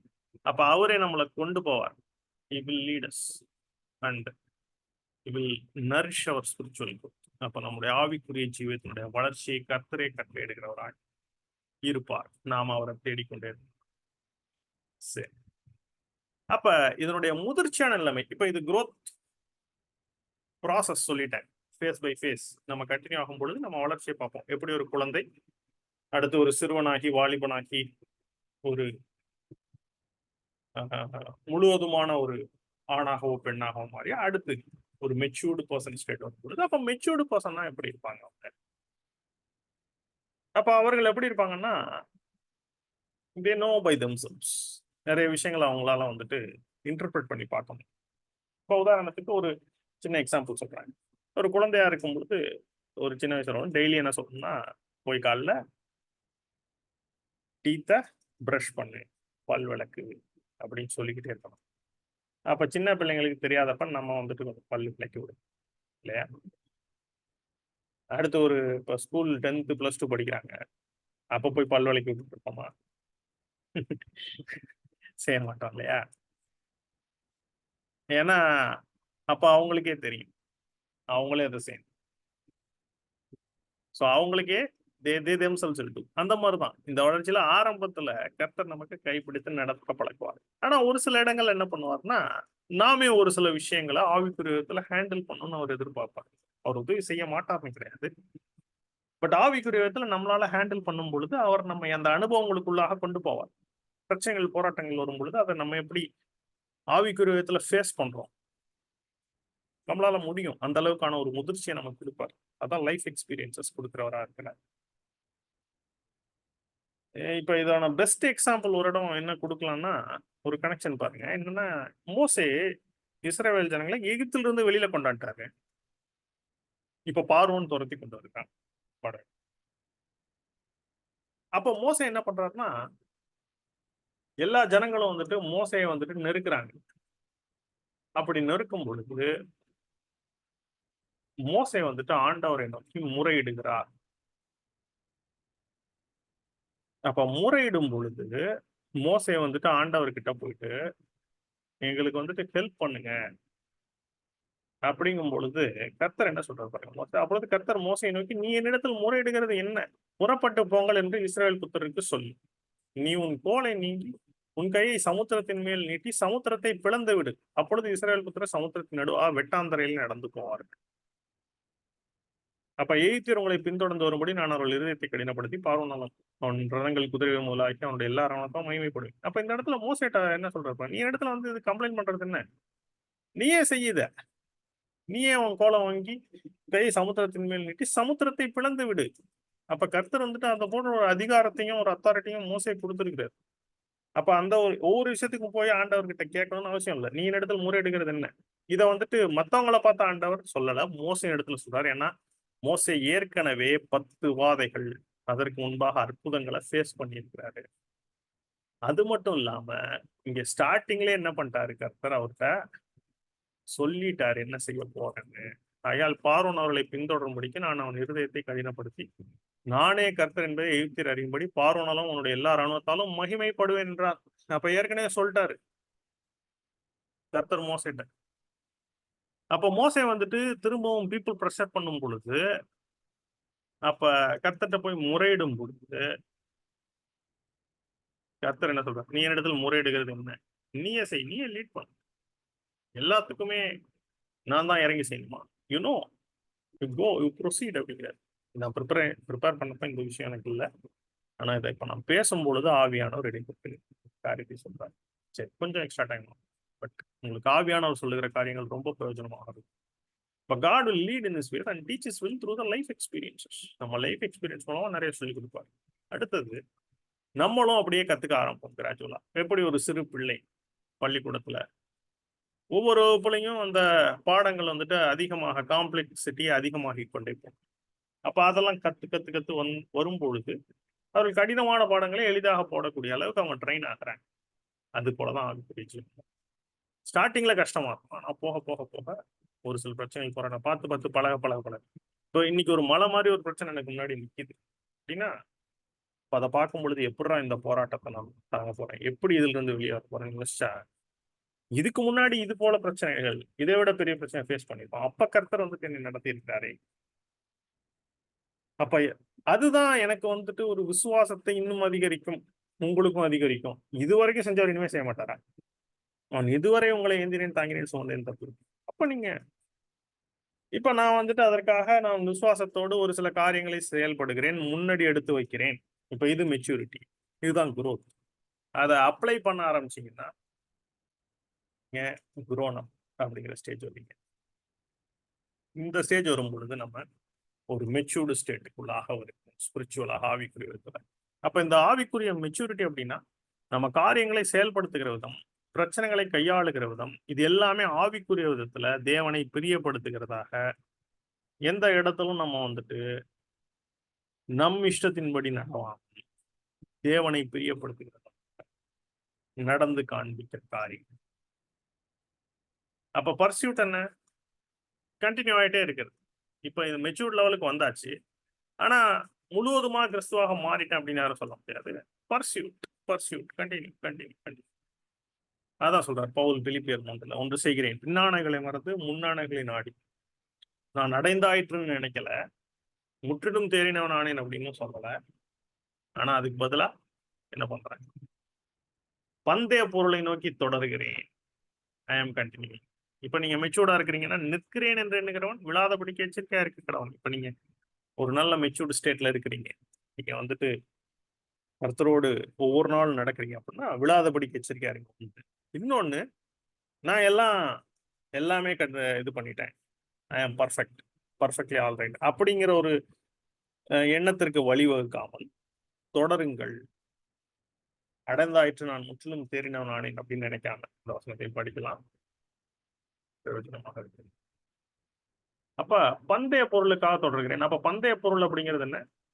உயிர் தெழுதல். பாருங்க, நான் ஃபர்ஸ்ட் சொல்றாரு, இதுல இருந்து படிக்கலாம். நான் அடைந்தாயிற்று அல்லது முற்றிலும் தேறினவன் ஆனேன் என்று எண்ணாமல் கிறிஸ்து இயேசுவினால் நான் எதற்காக பிடிக்கப்பட்டேனோ அதை நான் பிடித்துக் கொள்ளும்படி ஆசையை தொடர்கிறேன். Continue, move forward.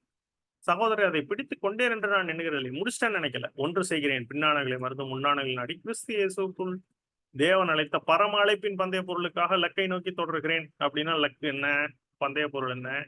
10வது வசனம் பாருங்க. இப்படி நான் அவரையும் அவருடைய உயிர்த்தெழுதலையுமே அவருடைய பாடுகளின் ஐக்கியத்தையும் அறிகிறதுக்கும் அவருடைய மரணத்திற்கொப்பான மரணத்திற்குள்ளாக்கி எப்படியாயினும் நான் மரித்தோரிலிருந்து உயிரிழந்திருப்பதற்கு தகுதியாகும் படிக்கும் அவருக்காக எல்லாவற்றையும் நஷ்டமிட்டு விட்டேன், குப்பையுமாக எண்ணுகிறேன். அப்ப எப்படியாயினும் நான் மரித்தோரிலிருந்து உயிரோடு எழுந்திருப்பதற்கு தகுதியாகும் படிக்கும். அப்ப உயிரோடு எழுந்திருக்கிறது தான் பந்தய பொருள். அந்த பந்தய பொருளை நம்ம ரீச் பண்ற வரைக்கும், அப்படின்னா நம்ம மறிக்கிற வரைக்கும் அல்லது அவர் வரும் பொழுது நாம் மறுரூபம் வரைக்கும் நீங்க மெச்சூர்டு வாக், அதுதான் வாக் பை ஃபெய்த். போன ஸ்லைட்ல சொன்னேன். அப்ப நீங்க மெச்சூர் ஆயிட்டீங்க, கர்த்தரோடு கூட தொடர்புல இருக்கிறீங்க, ஆவியானவர்களோடு கூட இடைப்படுகிறார்.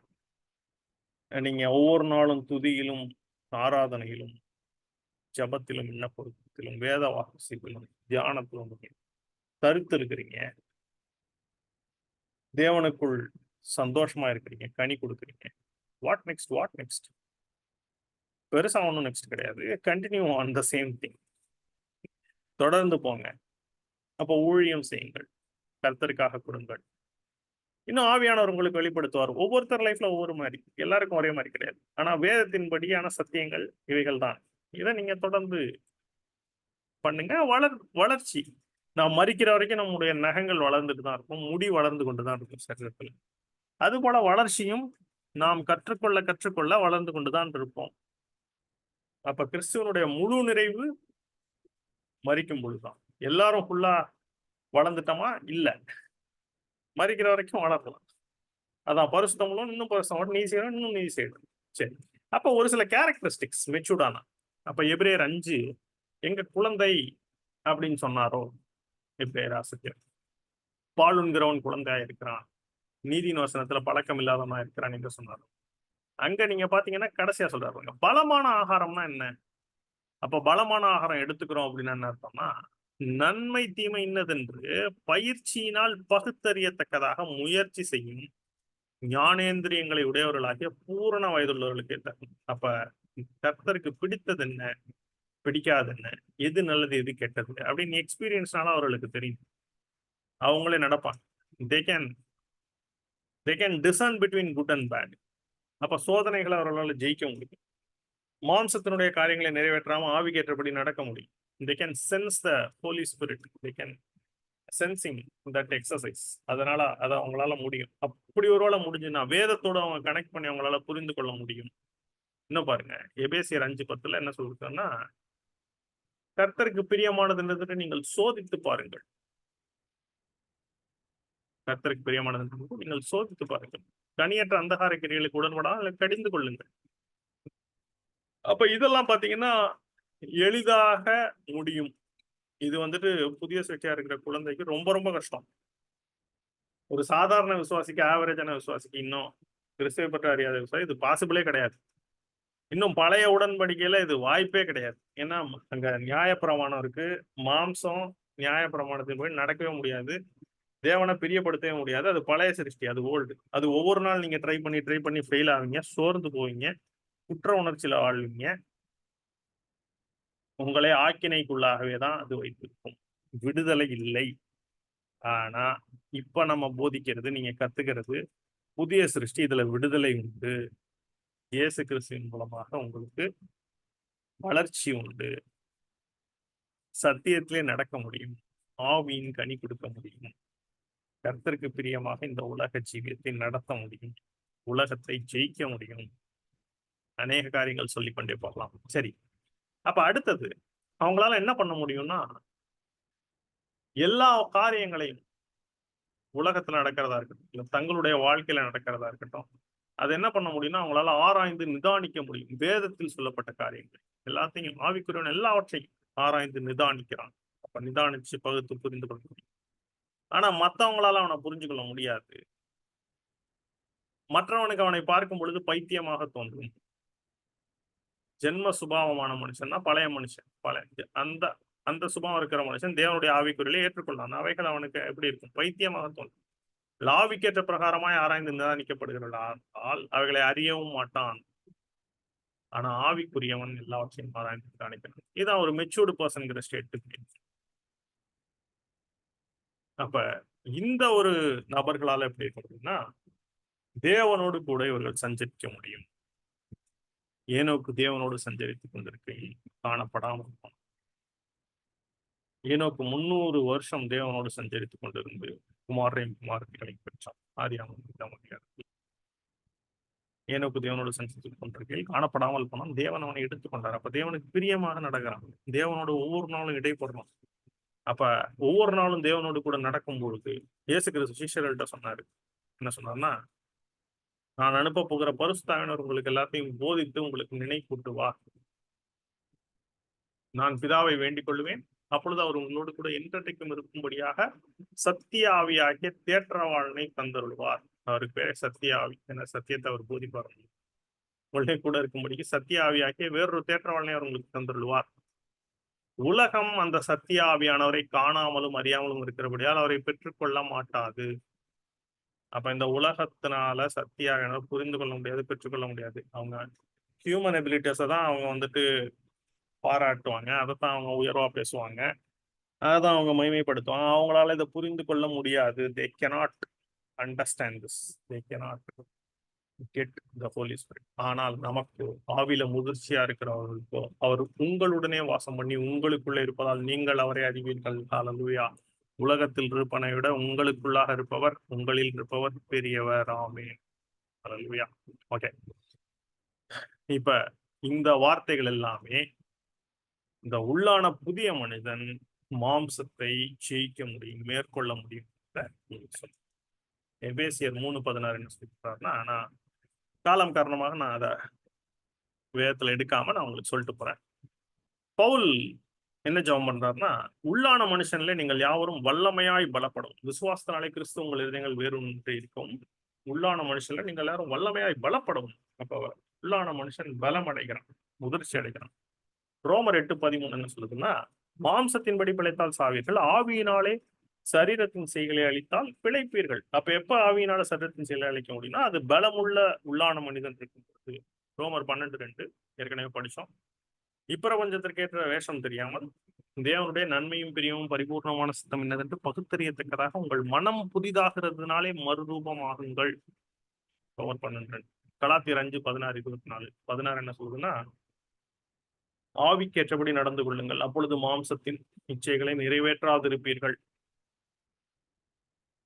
அப்ப ஆவியும் மாம்சம் போராடுது. ஆனா ஆவிக்கேற்றபடி நீங்க நடந்து கொள்ளுங்க. எப்ப நடந்து கொள்ள முடியும்? முதிர்ச்சியான நிலைமையில, பலமாக இருக்கும் பொழுது. 24ஆம் வசனம், கிறிஸ்துவனுடைய தங்கள் மாம்சத்தையும் அதன் ஆசைச்சைகளையும் சிலுவையில் அறைந்திருக்கிறார்கள். அப்ப ஞானஸ்தானத்துல அரைஞ்சோம்னாலும் சரீரம் என்ன பண்ணுது? இன்னும் பலமுள்ளதான் இருக்கு. ஆனா எப்ப உள்ளான மனுஷன் பலன் அடைகிறானோ அப்பதான் தங்கள் மாம்சத்தையும் அதன் ஆசையை சிலுவையில் அறைய முடியும்னா அப்பதான் அறையும். அப்ப முதிர்ச்சியான புதிய சிருஷ்டியின் மனிதன் தான் மாம்சத்தை ஜெயிக்க முடியும். ஓகே, அப்ப வளர்ச்சி என்பது புதிய சிருஷ்டிக்கு அவசியம். அப்ப ஸ்டெப் பை ஸ்டெப்பா இருக்கு.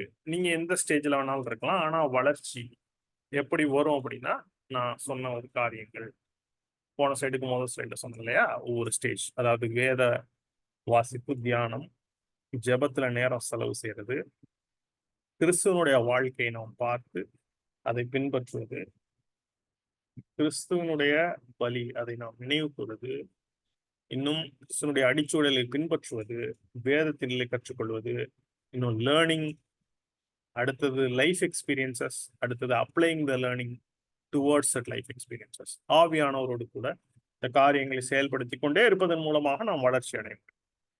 அப்ப நம்முடைய வாழ்க்கையில, குடும்பத்துல, வேலை ஸ்தலத்துல எல்லாவற்றிலும் இந்த காரியங்களை நாம் செயல்படுத்தும் பொழுது கொஞ்சம் கொஞ்சமாக அது ஒரு பிரச்சனை வருதா, ஆவிக்குரியத்துல எப்படி அப்ரோச், இதெல்லாமே வளர்ச்சிக்கான காரியங்கள். சரி, இப்ப நம்ம படிச்ச எல்லாத்தையுமே நம்ம ஆசரிப்பு கூடாரத்தில் இருக்கக்கூடிய காரியங்களோடு தொடர்பு படுத்தி நாம் புரிந்து கொள்ள போகிறோம்.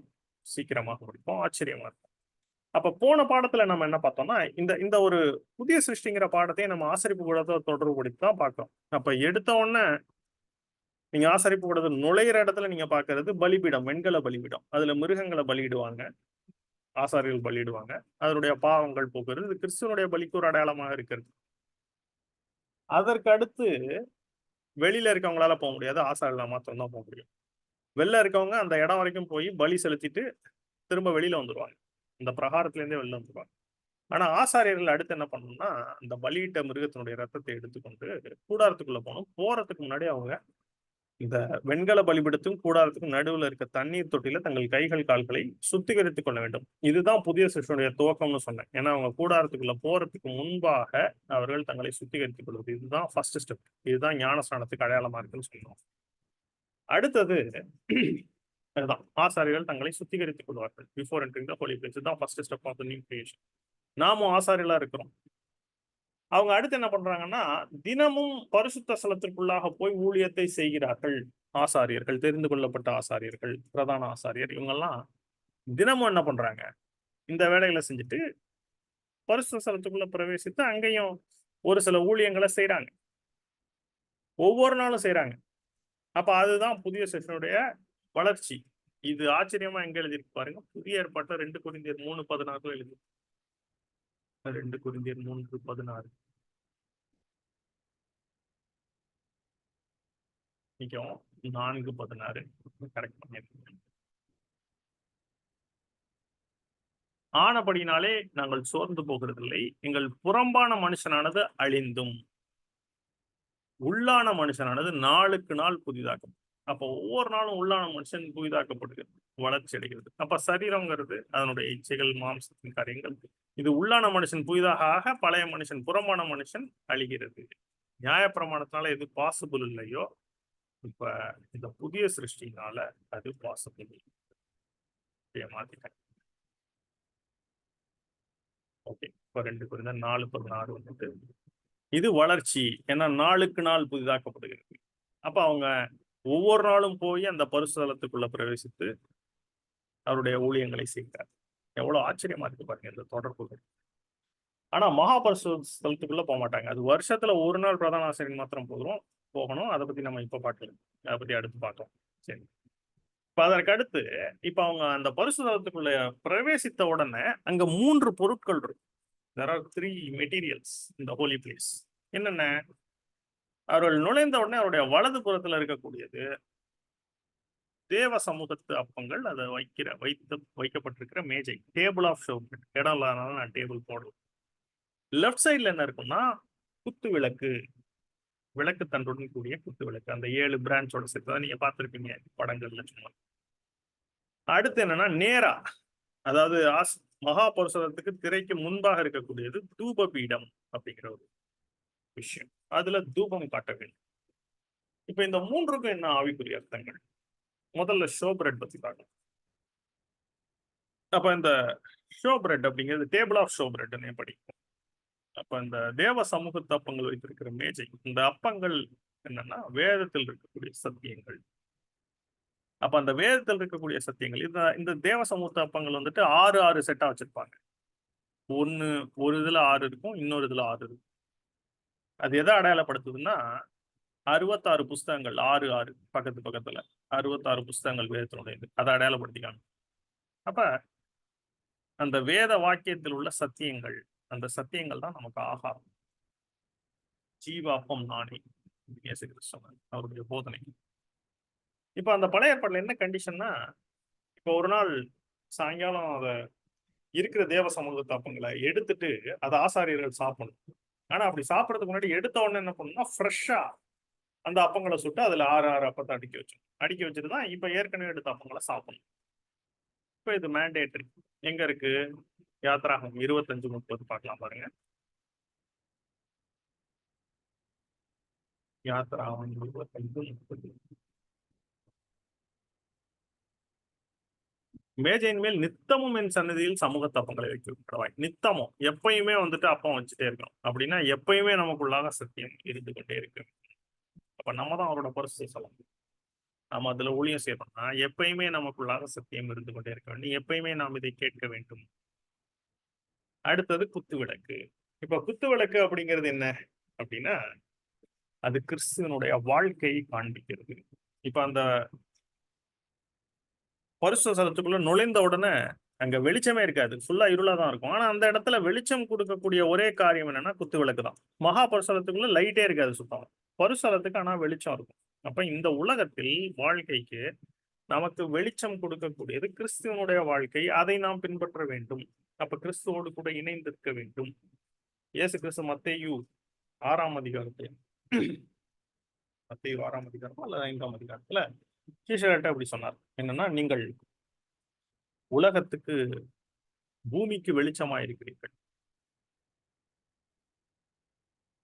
வசனம் எடுத்தே படிக்கலாங்க. நீங்கள் பூமிக்கு உப்பா இருக்கிறீர்கள், உலகத்துக்கு வெளிச்சமா இருக்கிறீர்கள். நீங்கள் உலகத்துக்கு வெளிச்சமா இருக்கிறீர்கள். நீங்கள் பூமிக்கு உப்பா இருக்கிறீர்கள். அடுத்து நீங்கள் உலகத்துக்கு வெளிச்சமா இருக்கிறீர்கள். மலையின் மேல் இருக்கிற பட்டணம் மறைந்திருக்க மாட்டார். அப்ப நீங்க உலகத்துக்கு வெளிச்சம் கொடுக்கணும். அப்படின்னா கிறிஸ்து வெளிச்சம் கொடுத்தா நீங்க அவரை நிலைத்திருக்கும் பொழுது நீங்களும் வெளிச்சம் கொடுக்குறீங்க உலகத்திற்கு. உங்களை பார்க்கிறார்கள் அநேகர். அப்ப நீங்க கிறிஸ்துவர்களா? கிறிஸ்துவை போல நடந்து கொள்றீங்களா? அப்ப நிறைய பேர் பார்த்து சாட்சி கொடுத்தாங்க, இவர் கரெக்டா இருப்பாரு, இவர் கிறிஸ்துவ பின்பற்றாரு, இவர் எல்லா விஷயத்திலையும் ப்ராப்பரா இருப்பாரு, ஒரு ஜென்டிலா நடந்துக்குவாரு. அப்படி உங்களை பார்த்து சொல்றாங்களா? தேவனுடைய நாமம் மகிமைப்படுகிறது. அப்ப இந்த குத்து விளக்கு என்ன பண்ணணுமா? இந்த குத்து விளக்கை பத்தி நிறைய காரியம் இருக்கு. இதுலயும் 66ங்கிறது ஒண்ணு வரும். ஏற்கனவே நம்மளோட இதுல பேசியிருக்கோம் அதை பத்தி ஒரு வீடியோல. என்னன்னா 66 புஸ்தகத்துக்கு ஆதாரம் என்னன்னா, மொத்தம் 7 நடுப்புற ஒரு ஸ்டெம், லெஃப்ட் சைட்ல ஒரு 3 பிரான்ச் இருக்கும், ரைட் சைட்ல ஒரு 3 பிரான்ச். அது பார்க்கறதுக்கு முன்னாடி இன்னொரு விஷயம் பார்க்கலாம். இந்த குத்து விளக்கு எப்பயுமே இருந்து கொண்டிருக்கணும். இந்த 7 அகல்களும் மேல. அது எங்க இருக்குன்னா, யாத்திராகமம் 27:20.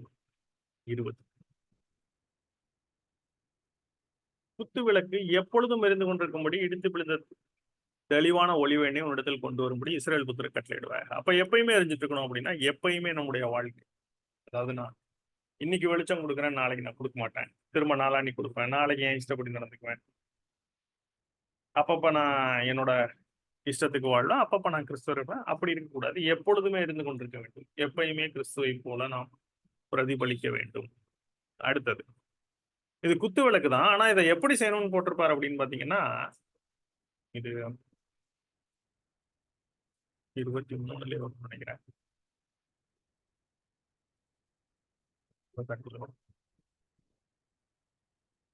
இந்த குத்து விளக்குல பசும்பொன்னால் ஒரு குத்து விளக்கை உண்டாக்குவார். அது பொன்னினால் அடிப்பு வேலை செய்யப்பட வேண்டும். அதன் தண்டு, கிளை, மொக்கு, பூக்கள், மொக்கு, பழங்கள், பூக்கள் பொன்னினால் செய்யப்பட வேண்டும். அப்ப அதுல நடுப்புற சென்டர்ல ஒரு ஸ்டெம் இருக்கணும். 2 பக்கமும் 6 கிளை, இந்த பக்கம் 3 கிளை, அந்த பக்கம் 3 கிளை, மொத்தம் 7 பிரான்ச் ஸ்டெம்மையும் சேர்த்திருக்கு.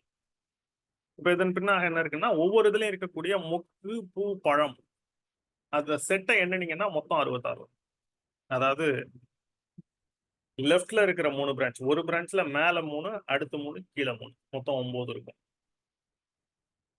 அந்த மாதிரி இந்த பக்கம் 9, 9, 9. அப்ப 3 லெஃப்ட்ல இருக்கிற 3 பிரான்ச்லயும் 9, 9, 9னா 27. நடுப்புற இருக்க ஸ்டெம்ல மட்டும் 4 இருக்கும். 4 செட்னா 4, 4 × 3 12. அப்ப இந்த பக்கம் லெஃப்ட்ல இருக்கிற 3 தண்டுல 9 + 9 + 9 27.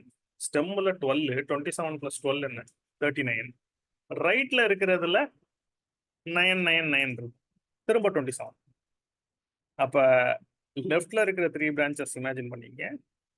சென்டர் ஸ்டெம்மு, இதுல இருக்கக்கூடிய இந்த மொக்கு பூ பழங்கிற செட்டு இதுல வந்துட்டு பாத்தீங்கன்னா டோட்டலா, அதாவது லெஃப்ட் 3ல 9 9 9 27 பிளஸ் சென்டர் இதுல வந்துட்டு 12 27 பிளஸ் 12 39. இந்த பக்கம் ரைட்ல இருக்கிற 3லையும் 9 9 9 27 39 பிளஸ் 27 66. அதுவும் வேதத்தினுடைய 66 புஸ்தகங்களை தான் அடையாளப்படுத்தி காமிக்கிறது. அப்ப வேதம் எவ்வளவு முக்கியமாக இருக்கிறது, இதை பத்தி ஏற்கனவே ஒரு பாடத்துல சொல்லி பேசியிருக்கிறோம். எப்படி 66 புஸ்தகங்கள் இருக்கிற பைபிள் தான் தேவன் நமக்கு கொடுத்த வேதாகமம் அப்படின்னு சொல்லி. இது இன்னும் புரியணும் அப்படின்னா கமெண்ட்ல நீங்க வந்துட்டு ஒரு போஸ்ட் போடுங்க. அதுல வந்துட்டு நான் வந்துட்டு உங்களுக்கு அந்த லிங்க் கொடுக்குறேன். நம்ம சேனல்ல தான் இருக்கு, இல்லைன்னா டிஸ்கிரிப்ஷன்லேயே கூட நான் ஆட் பண்றேன், நீங்க பாருங்க. இப்ப இன்னொரு விஷயம், இது ஒரு விளக்கு. இந்த விளக்குக்கு எதுக்கு தண்டு, அப்புறம் கிளை, அப்புறம் பழம், பூ? விளக்குக்கு எங்கேயாச்சும் இதெல்லாம் இருக்குமா? இதெல்லாம் எதுல இருக்கும்னா இது ஒரு மரத்துக்கு தான் இருக்கும். நம்ம ஏற்கனவே பார்த்தோம், ஒரு விதையிலேருந்து எப்படி செடி வந்து அப்புறம் மரமா. அப்ப இந்த இந்த காரியம் எதை நமக்கு காமிக்குதுன்னா, இயேசு கிறிஸ்துவிலே நாம் நிலைத்திருக்கிறோம். அப்ப அவருக்காக கனி கொடுக்கிறோம். நானே மெய்யான திராட்சை செடி, நீங்கள் கொடிகள், என்னில் நிலைத்திருங்கள், நான் உங்களில் நிலைத்திருப்பேன் அப்படின்னு சொன்னார் இல்லையா? அதை தான் நம்ம காமிக்குது. அப்ப growth ஆஃப் அ பிளான்ட், ஒரு பிளான்ட்டுடைய வளர்ச்சியை இது காமிக்குது. அப்ப ஒரு செடியில எப்படி தண்டு, அப்புறம் கிளை, அப்புறம் இலை, பூ, பழம் இருக்கோ, அதுதான் அதனுடைய வளர்ச்சி. அதனுடைய ஃப்ரூட்ஸ் தான் அதனுடைய பலன்கள், ஆவிக்குரிய கனிகள். எவ்வளவு அற்புதமான சத்தியங்கள் பாருங்க. அதனாலதான் இந்த நியூ கிரியேஷனை வந்துட்டு இதுல அடையாளப்படுத்தி இந்த குரோத்தை வந்துட்டு இது காமிக்கிறார். growth of plant or growth of new கிரியேஷனை இதுல அடையாளப்படுத்தி காமிக்கிறார். எப்படின்னா, கிறிஸ்துவில் நாம் வாழ்க்கை நிலைத்திருக்கும் பொழுது, என்னில் நிலைத்திருங்கள், நான் உங்களில் நிலைத்திருப்பேன். அப்ப கொடியானது செடியில் நிலைத்திராவிட்டால் கனி கொடுக்க மாட்டார்கள், நீங்களும் என்னில் நிலைத்திராவிட்டால் கனி கொடுக்க மாட்டீர்கள். என்ன இல்லாமல் உங்களால் ஒன்றும் செய்யக்கூடாது. சரி, ஓகே. அப்ப நாமும் கிறிஸ்துவோடு இணைந்தவர்களாக, இன்னும் ரோமர் 11 பாத்தீங்கன்னா, ஒலிவ மர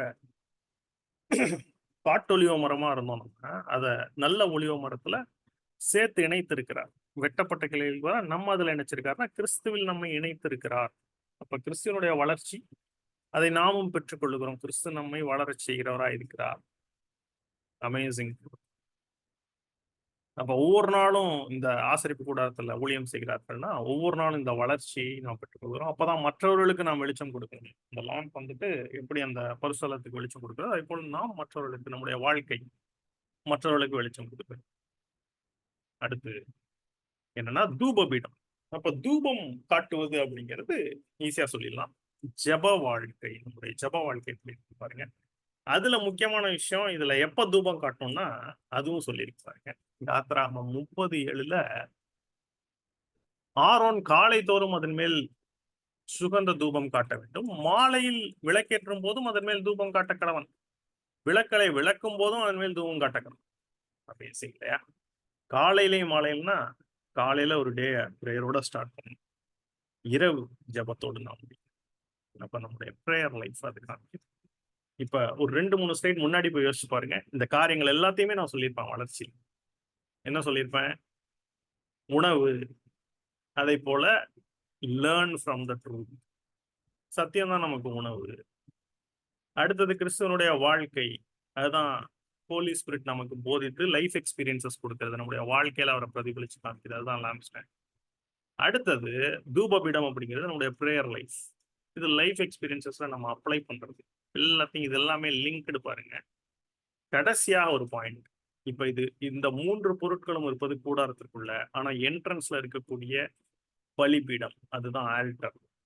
அதுவும் எப்பயும் எரிஞ்சிட்டு இருக்கணும். எங்க சொல்லியிருக்கு? லேவியராகமம் 6ஆம் அதிகாரம் 13ஆம் வசனம். எவ்வளவு ஒரு ஆச்சரியமான சத்தியங்கள், உங்களுக்கு எவ்வளவு பெரிய ஒரு ஆவிக்குரிய உணவு பாருங்க. அது லேவியராகமம் 6:13. பலிபீடத்தின் மேல் அக்கினி எப்பொழுதும் இருந்து கொண்டிருக்க வேண்டும், அது ஒருபோதும் அவிந்து போகலாகாது. அப்படின்னா அதுவும் எரிஞ்சிட்டே இருக்கணும் அப்படின்னு என்ன அர்த்தம்? நீங்க இந்த கிறிஸ்தவ வாழ்க்கையில நடக்கும் பொழுது எப்படி நடந்தாலும் சரி, நீங்க ஆவிக்குரிய ஜீவத்துல உயர்ந்த நிலைமையில நீங்க ஃபீல் பண்ணீங்கன்னா கூட, இருக்கிறதா நினைச்சா கூட, எப்பயுமே நம்ம ஒண்ண மறந்துடக்கூடாது. என்னன்னா, இயேசு கிறிஸ்து நமக்காக சிலுவையிலே பலியானதுனாலதான் இவ்வளவு விஷயமும் நமக்கு கிடைச்சிருக்கு. பரலோக ராஜ்யத்தின் வாசலே திறந்தது யாராலன்னா அவரால் தான். அப்ப நம்ம என்ன பண்ணாலும் அவருக்கு மேல எல்லாம் கிடையாது. எப்பொழுதுமே சீஷன் குருவுக்கு மேற்பட்டவன் அல்ல. தேறினவன் குருவை போல இருப்பான். அப்படின்னா என்ன அர்த்தம்னா, கிறிஸ்துவை போல நாம் வாழ வேண்டுமே தவிர, பெருமைக்கு இடம் கொடுக்கக் கூடாது. தாழ்மையில தான் நிக்கணும். கிறிஸ்துவ தான் உயர்த்தணும். எப்பயுமே இயேசுவ உயர்த்தி காமிக்கணும். நான் பெர்ஃபெக்ட் அப்படிங்கிற அந்த ஒரு பெருமைக்கு, ஆவிக்குரிய பெருமைக்கு நம்முடைய வாழ்க்கையில் இடம் கொடுக்கக்கூடாது. எப்பொழுதுமே கிறிஸ்துவனுடைய தியாக பலியை, அவர் நமக்காக செய்த அவருடைய நாமத்தை குறித்தே மேன்மை பாராட்ட வேண்டும். நானோ என்றால் நம்முடைய கர்த்தராகிய இயேசு கிறிஸ்துவின் சிலுவை குறித்தே அல்லாமல் வேறொன்றையும் குறித்து மேன்மை பாராட்டாதிருப்பேனாக. அவரால் உலகம் எனக்கு சிலுவையில் அறையப்பட்டிருக்கிறது, நானும் உலகத்தை சிலுவையில் அறையப்பட்டிருப்பேன். கலாத்தியர் 6ஆம் அதிகாரம். இப்ப அந்த விஷயத்தை எப்பயுமே நாம் நினைக்க வேண்டியது. இப்படி ஆவிக்குரிய ஜீவிதத்துல நாம் வளர்ச்சி அடைந்து கொண்டிருக்கும் பொழுது, எப்பொழுதுமே நாம் நினைக்க வேண்டியது. அதான் எப்பொழுதும் எரிஞ்சிட்டு இருக்கணும் வெளியில இருக்கிற ஆல்டர். அப்ப நம்ம இருதயத்திற்குள்ளாக எப்பொழுதுமே கிறிஸ்துவனுடைய பலியை நாம் நினைவு கூற வேண்டும். ஆமென். ஹல்லேலூயா. இப்பொழுது இந்த ஒரு பாடமும் உங்களுக்கு மிகவும் ஆவிக்குரிய ஜீவிதத்திற்கு ஒரு பிரயோஜனமாக, ஆசீர்வாதமா இருக்கும்னு நான் விசுவாசிக்கிறேன். டைம் ரொம்பவே ஆயிடுச்சு எதிர்பார்த்ததை விட. இருந்தாலும் ஒரு ஆத்ம திருப்தி இருக்கு. ஏன்னா உங்களுக்கு ஒரு சில நல்ல ஒரு வேதத்தில் இருந்த வெளிப்பாடுகளை உங்களுக்கு கொடுத்திருக்கிறேன்னு சொல்லி, பொறுமையாக கேட்ட உங்கள் அனைவரையும் கர்த்தர் தாமே ஆசீர்வதிப்பாராக. நம்முடைய கர்த்தராகிய இயேசு கிறிஸ்துவின் கிருபை உங்கள் அனைவரோடும் கூட இருப்பதாக. ஆமென்.